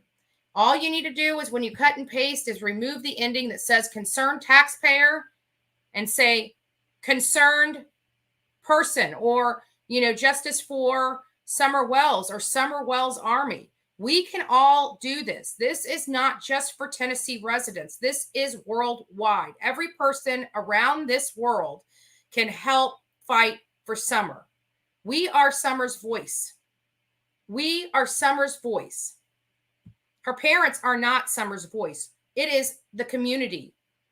It is the community that is Summer's voice. It is worldwide. We are Summer's voice.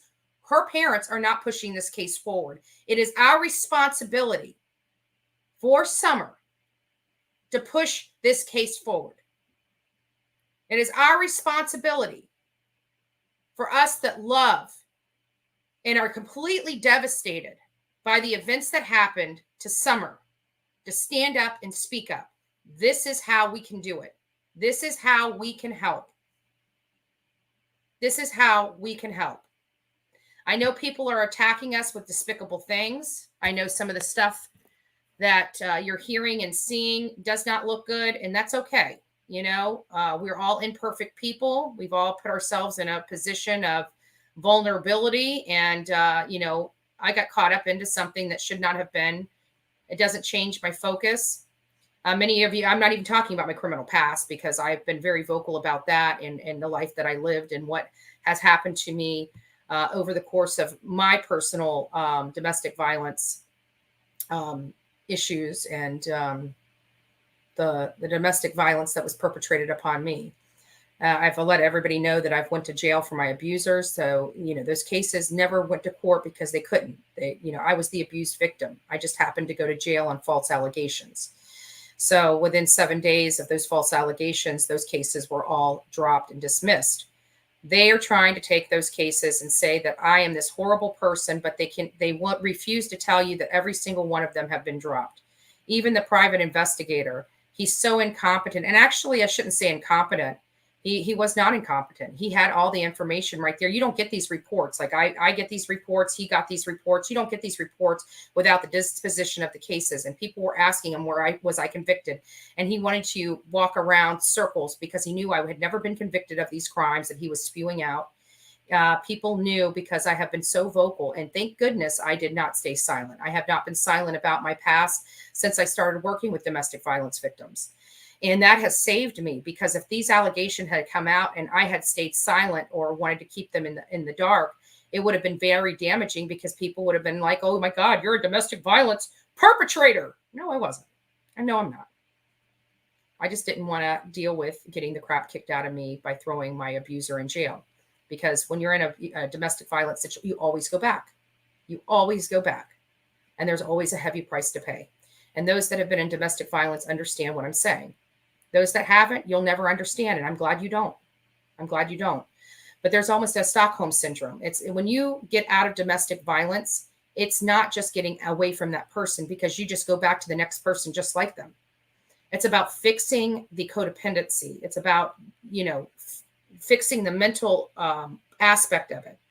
It's about purging what made you go down this road. A lot of the stuff that I dealt with came from childhood trauma. And I had to purge that childhood trauma to be relieved from the drugs as well as the abuse. It took a long time. It wasn't until I was well into my 30s.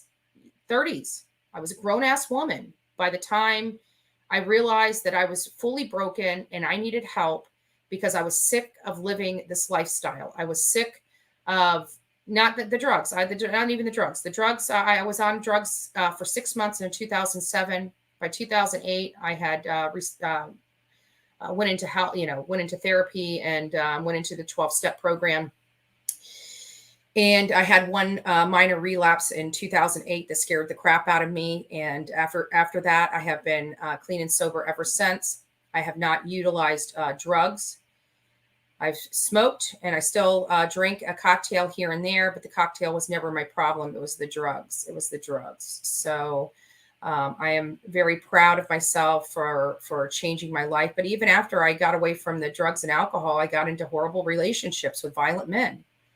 And these are men that had violent pasts and were convicted of those violent pasts. They were felons. But again, it was the kind of man I was attracted to. And I had to break that cycle. And the only way I was able, oh, thank you, Aussie lady. The only way I was able to break that cycle was to get help and find out why I kept circling back to the same stuff. And it was a mental problem. It was over years of going through this it messed with my head.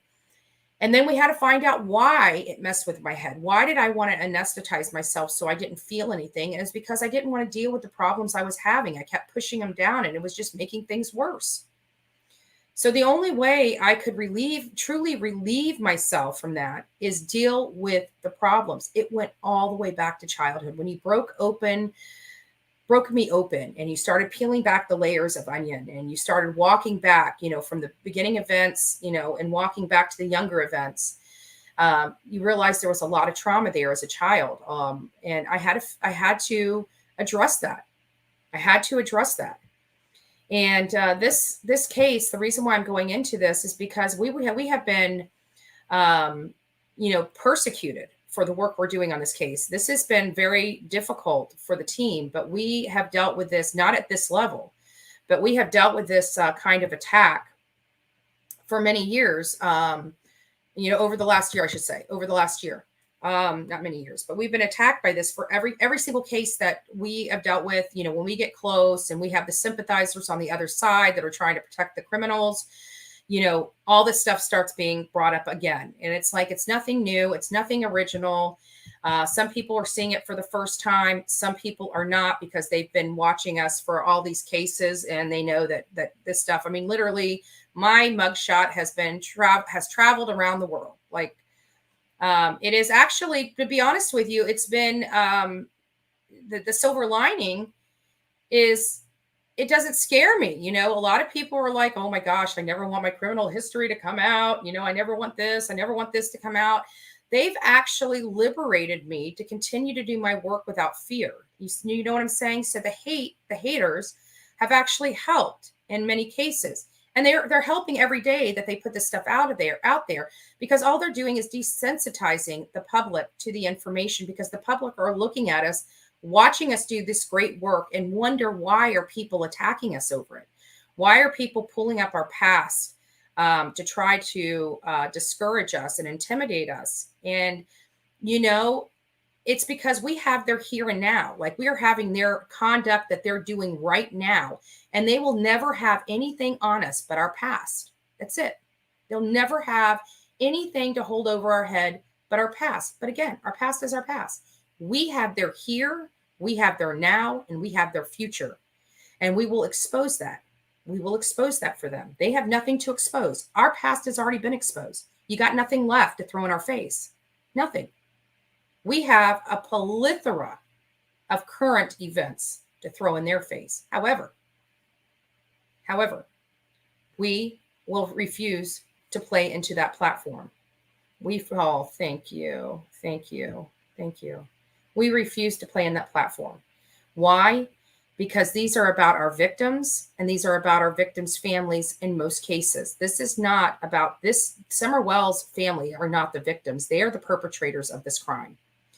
And we want to expose that as much as we can. We want to expose that as much as we can to our audience and to law enforcement. I just want to tell you, Hybrid, thank you so much. Thank you for all your love and support. We really do appreciate it here at Bullhorn Betty. We really do. But it's still it just sucks. It sucks that why don't these people, instead of trying to hate on us, which isn't working. I mean, my page is growing leaps and bounds. So what they're trying to perpetrate upon isn't working. And not only that, but the question is, why aren't you helping? Why aren't you joining us? Why aren't you taking your resources and your energy and help us find and locate Summer Wells? Why are you taking your energy to try to destroy the people that are looking for her? Those are the things that you have to ask yourself. But as you see, we do the work. We're not just collecting funds from the people that support us, and you guys never see the work that we do. There was a lot of work. We worked hard. So we drove up one day. It takes us 12 hours to drive up. We didn't get there until like 7 or 8 o'clock at night. The next morning at 5 a.m., we are waking up. We are getting showered. We're getting dressed. We're going down. We're having breakfast, and we hit the roads and start working. We come back between 8, 9, and 10 o'clock at night. We sit there and discuss what we've learned for that day. We take showers. We go to bed. The next morning, we woke up at 4 a.m. because we had to meet Don Wells at the crack of dawn, an hour away from our location. So, and then we didn't get home and back into bed that night until well after 11. We had to get up the next day and start heading back with a 12-hour drive. We didn't even get home until almost 11 o'clock at night. So the idea that we went on a vacation or anything like that, or any notion that we did not do our job, we did. We worked hard. We worked for many hours. It was long days. It was long nights. It was a lot.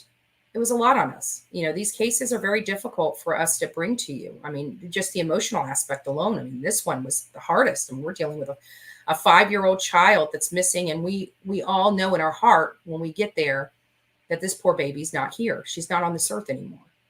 That is the most grueling part of this entire case for us.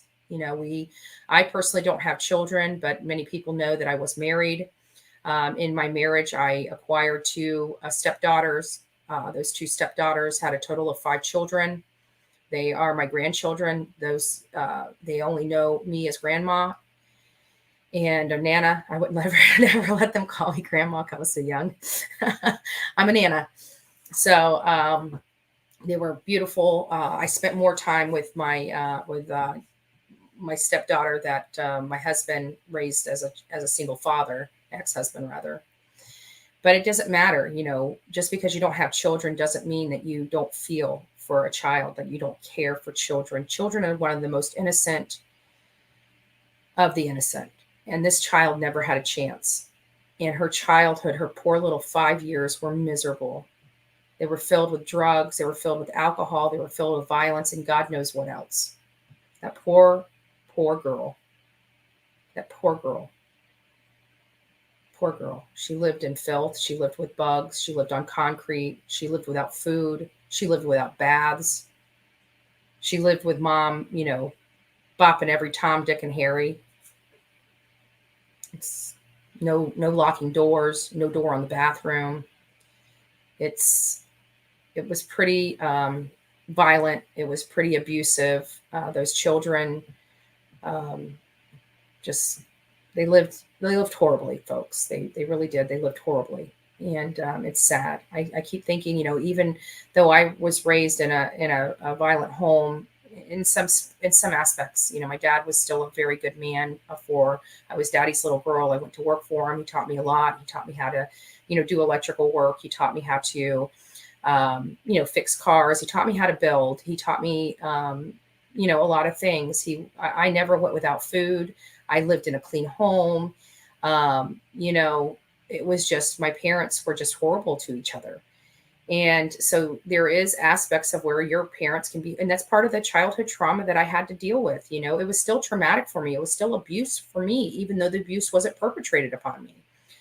So in this case, the abuse was perpetrated upon these kids. Candace beat these children. There is enough evidence. Let me see this. Let's see what we got here. Hold on a second. Let me just see who this is.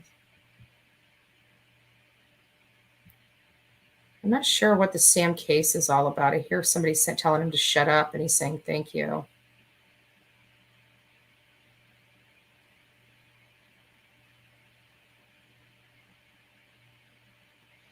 All right.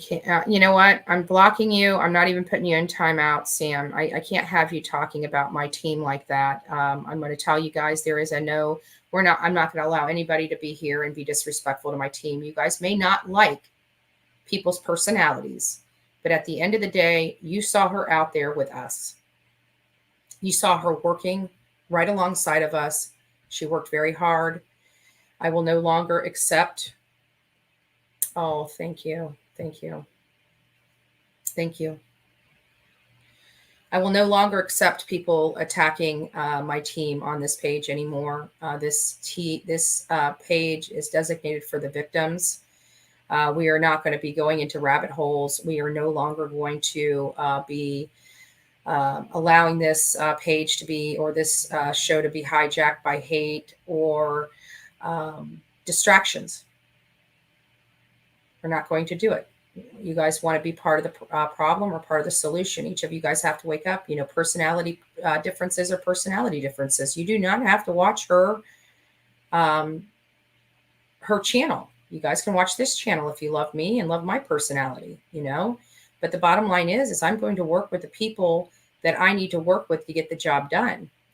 And whether you like those people or not, that's not up for you. It's up for me. I'm the one that has to work with them. And each of us have strengths and weaknesses, and our strengths are different. Our weaknesses are different. And that's what makes this team work so well. Because if we all had the same strengths and we all had the same weaknesses, we'd be screwed. You know, we all have different strengths and different weaknesses. And by putting all that together, we have a whole great team. There's not a chunk missing out of it. And we have to, you know, really look at this family dynamic. And at the end of the day, this is a domestic violence situation. And Summer Wells never had an opportunity to thrive. She saved her brothers. The CPS in Tennessee did not. They let this go on far too long. There was violence in this house. There was already a set of children taken away from Candace Bly from a previous relationship in Wisconsin. These children should have never been in this home that long. When the first boy was born, that boy should have been removed. When the second boy was born, that boy should have been removed. When Summer was born, that girl should have been removed. This is not a home that is conducive for raising children.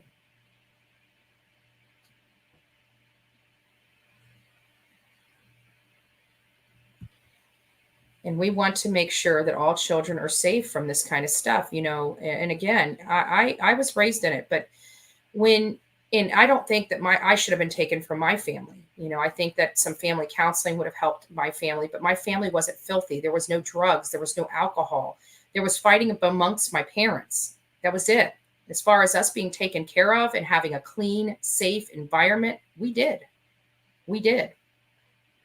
My dad worked very hard to provide that home and lifestyle for us.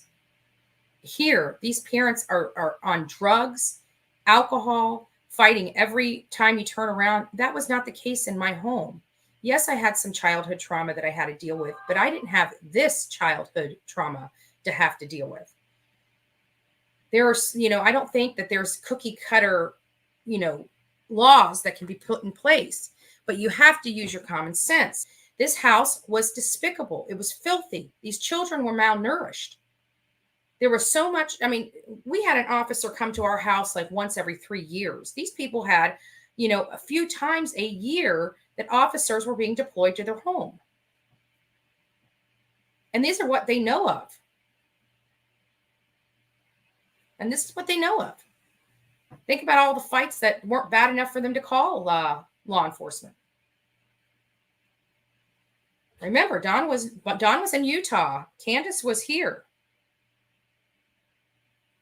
Don was in Utah. Candace was here. He left her for months on end.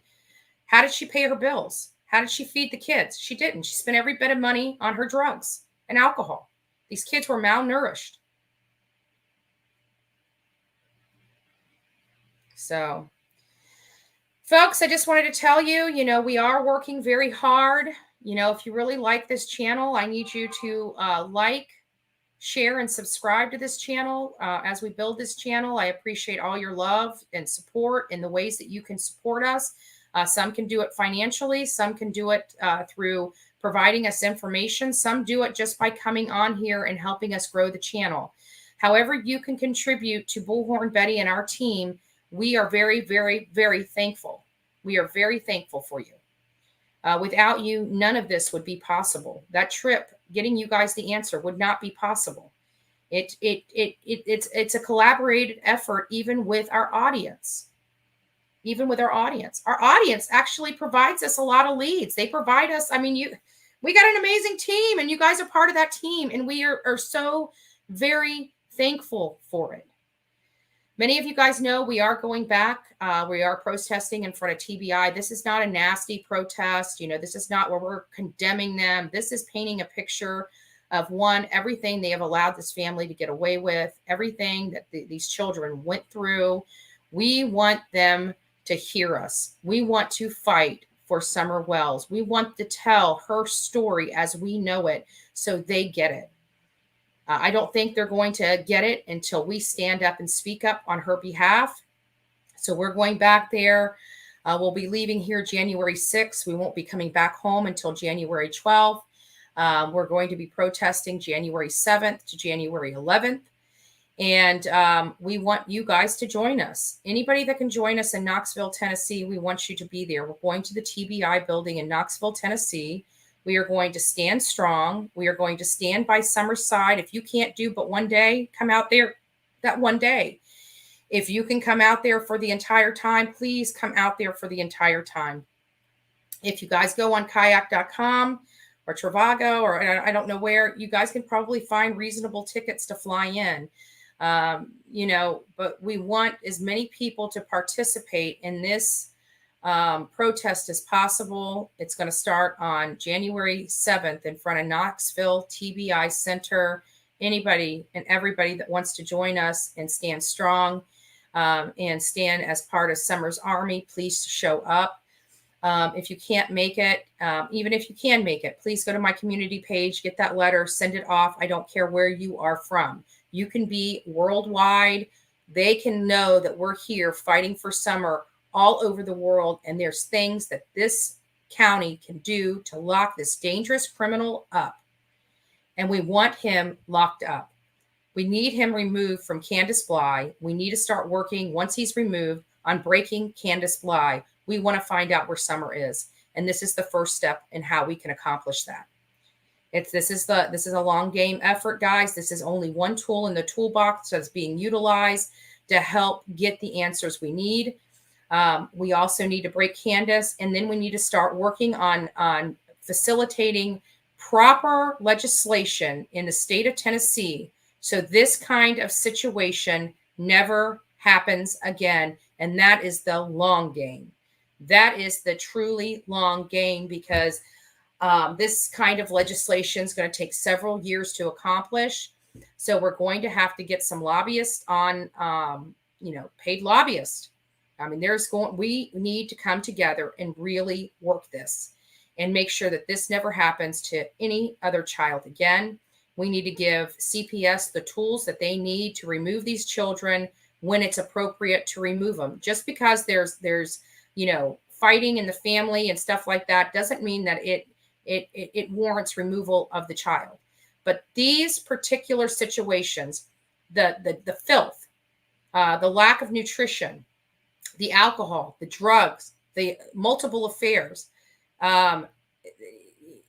these children living in deplorable conditions, those in the fights, the constant nonstop fights, all those collectively should have been enough to remove these children from this home a long time ago. It should have never got to this point. It should have never gotten to this point. Yes, Stephanie, please come. Teresa, if you want to give me Tim's information, you can send that to me at bullhornbetty@gmail.com.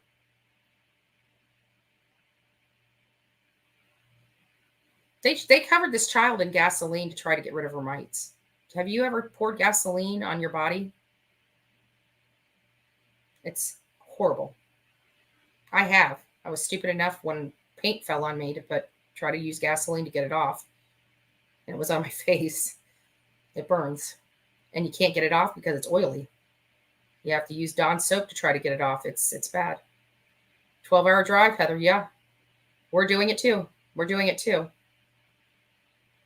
So anybody that wants to come, we are definitely going. If you want to be part of Summer's Army and want to help us, please do. We're trying to get, and anybody that has a sign making company or willing to help with some signs, we want justice for Summer Wells. We would like pictures side by side of Dawn Wells and Candace Wells with the tag "Lock Them Up." So anybody that wants to donate those things, please do. You know, we are really wanting to fight for this child. We're wanting to make sure that these kids never go back into the custody of Dawn Wells and Candace Wells ever again. And we want them to start, you know, working with law enforcement and telling them where Summer's body is. They know. They know. Yeah, we don't want any signs that say, bring Summer home. We don't want her home. We don't want her home. Thank you, Sapphire. Thank you. We don't want her home. We never want her to see that home again. We want her to rest in peace. We really do. We really do.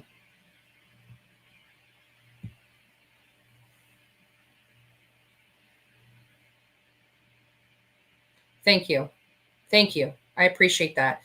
I will get with, I will tell you, Jen, I will get with Marissa. I think what we're going to do is have them, because we're all coming in different, we don't have a lot of room, you know, to carry signs and stuff like that. So we think we're going to have, we know, I need to find out what hotel we're going to be at, and we're going to have to send everything over to that hotel for our stay. So, you know, I just don't want to have the whole vehicle. We can get sticks and stuff. I've got a staple gun in the car. But we need to get sticks and stuff while we're in Tennessee, because it's just going to be too hard to bring all this stuff with us in the vehicles, and Marissa's flying in. So we're just not going to have any room. But I will, thank you for the email. I will get into my email once I have the room, you know, the hotel we're staying at. We're going to have everybody send the collateral, you know, whatever they're going to be contributing to the hotel for us. I think that's the best way to handle it, since you have to pay shipping fees anyways. It might be actually even less shipping fees, because I think Tennessee is closer to you in Illinois than it is for you to ship it all the way down here in Florida. So we will be, thank you. Did you see the whistleblower reports? No, I did not. If you would send me that link, I'd like to run it maybe this afternoon or this evening on this channel, just to get people, put people in perspective of what's truly going on here. We have broke a lot of information here, folks. We worked very hard. And while people want to say that we didn't do our job, we're scamming people, we're not scamming anybody. We're actually out there. We're the only ones too. We're the only ones. I mean, Brian Enton goes out there, but he goes out there for ratings. He goes out there to be a talking head. I love Brian Enton. Don't misunderstand me. Brian Enton has my cell phone number. I mean, I met him and got to know him on Gabby Petito. We are friends. Olivia speaks. She has this gift of gab. She keeps everybody in the loop. She always talks to people. You know, with all these things, she always constantly keeps her contacts up to date with what we're doing. I mean, I love Brian Enton, but at the end of the day, he works for News Nation. He's in it for, you know, it's one and done for him. It's one and done. When we get on a case, we're at the beginning to the end. We see it through. And we work it. I didn't see Brian Enton do the legwork that we did. He makes millions of dollars. The station makes millions of dollars. You know, we don't. If people want to talk about money and making money off these cases, start screaming at mainstream media. Don't be screaming at me. Don't be screaming at me. I tell you what.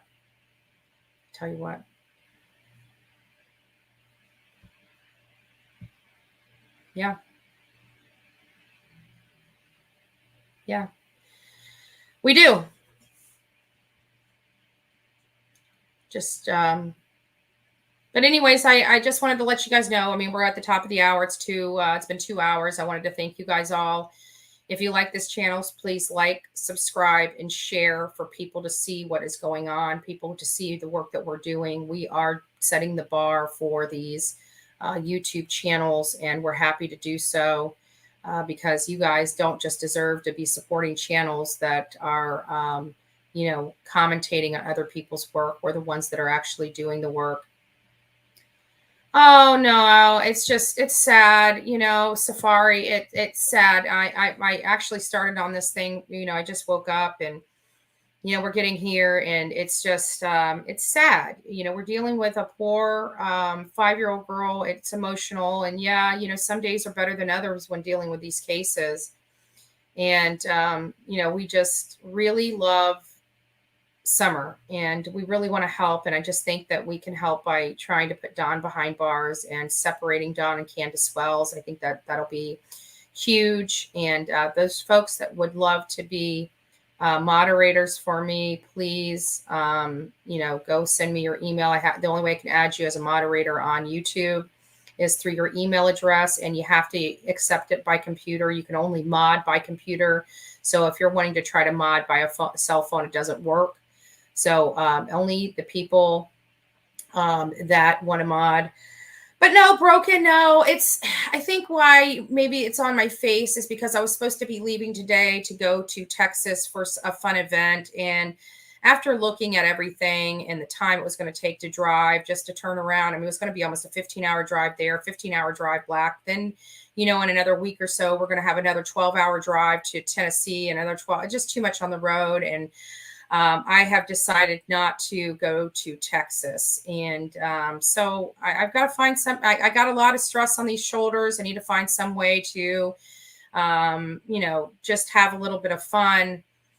So I think maybe, I got coffee, folks. I think maybe I need to go see my Bessie. I got a Bessie and a Tessie. You know what I mean? My ride or die. I need to go see my ride or die. She needs to fill my cup, fill up my cup. And anybody that has a best friend knows what I mean when I say fill up a cup. Fill up my cup with some joy, some laughter. These cases really wear on you. And I think, I really think that these cases wear. I mean, they're emotional. I mean, I really...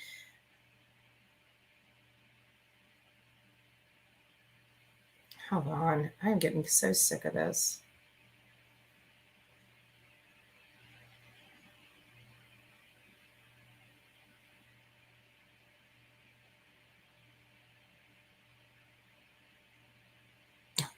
I think I'm going to leave you on C12. I'm going to leave you on because I don't like being called that. I know that's what's his face calls me, but we're trying to get him. We're definitely trying to get him JFTK. We're definitely trying to get him jailbound. We're working very hard. We need all your help. Go to my community page, cut and paste that letter. It's going to be 4 sheets of paper, 2 envelopes, and 2 stamps to help Summer, help lock up Don Wells, help him get away from Candace so we can start breaking Candace down and start having her tell us what we know. She's been silent too long, and we have got to be more proactive. We got to get Don. He's a criminal. I mean, he's a violent criminal. So it's not like we're picking on him. He needs to go to jail. He's not learned a lesson. Every time I turn around, he's drinking and driving and beating people. So I'm sorry. It's time for him to go and face justice for those crimes, and hopefully face justice eventually for Summer Wells' crimes. We believe that baby is no longer on this earth. We believe that those parents had something to do with it. We were out there, as you saw the video. We did the legwork. We did the back work. We did the searching. We know what's going on. And the only reason why Don Wells refused to speak to us face to face is because he knew we knew the truth. And we were going to hit him with it. And he cowered out. He has never met a team like ours. He has never met a team like ours. All these news people, all these people on here, you know, he thinks he's going to get one over. No, not with us. I asked him I asked her first if he thought of any other scenario besides abduction. He said no. So in 6 months, with TBI telling him there's no possibility of an abduction, you know, we'll keep looking into it, but there's no possibility of an abduction. He's still on the abduction. When I asked him, okay, how was she abducted? She's abducted. I've got a map right here. When we meet, show me how she would have been abducted. How was she abducted, Don? He couldn't tell me. Okay. Who would have abducted her? He couldn't tell me. After 6 months, he hasn't come up with one scenario of how she could have been abducted. He has not one person has come across his mind that could have abducted her. Give me a break. I've got him on tape saying this. I can tell you, if your dog was missing, you would probably think of 5 people that probably took your dog. And you're talking about a child and you can't bring me one name to look into?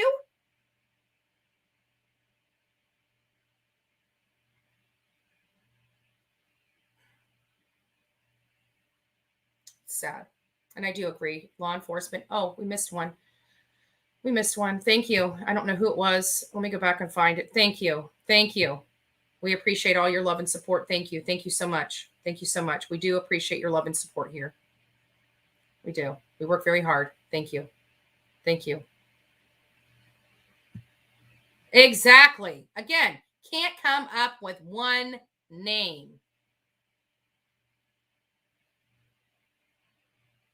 Thank you, Second Chance. bullhornbetty@gmail.com.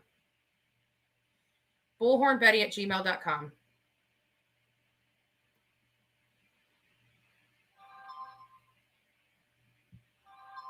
Exactly. Exactly. So again, folks, I'm going to wind it down. We've been going for 2 hours. You guys got a lot of information. I'm asking each and every one of you to please go. Hold on. Let me see. Block M. Okay. Let's find out where they are. Thank you for bringing it. And guys, you know, if there's somebody that's just really being disruptive or bringing hate when we're talking about, you know, these people, there it is. Let's see. I don't know. I don't want to block them until I see what their comments were that needed to be blocked.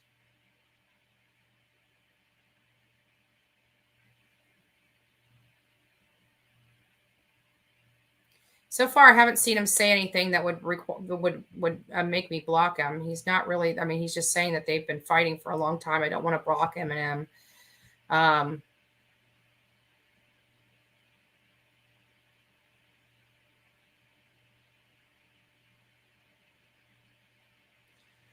All right, so this is what I'm going to say, M and M.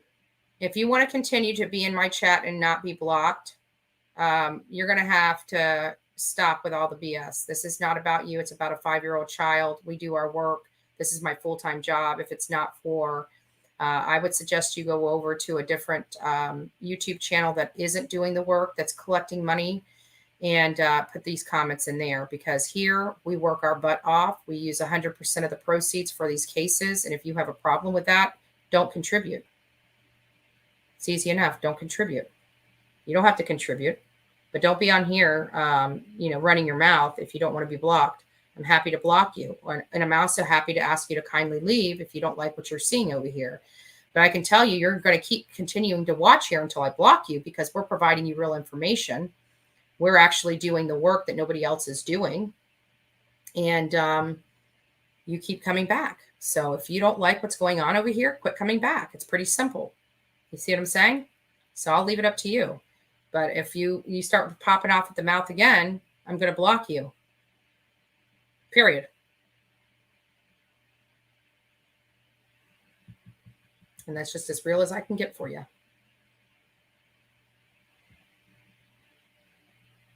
Thank you. So anyways, I just want to tell you guys, I really do appreciate it. I am going to pop up the letter again. I'm going to show you, I'm going to keep it on my community page so you guys know where it's at. I'm just going to go ahead and sign off and let you guys see where it's at. I want people to please go here and cut and paste this letter. Please go there and cut and paste this letter. Again, if you guys love this page, please like, share, and subscribe to this page. We need to get the viewership up.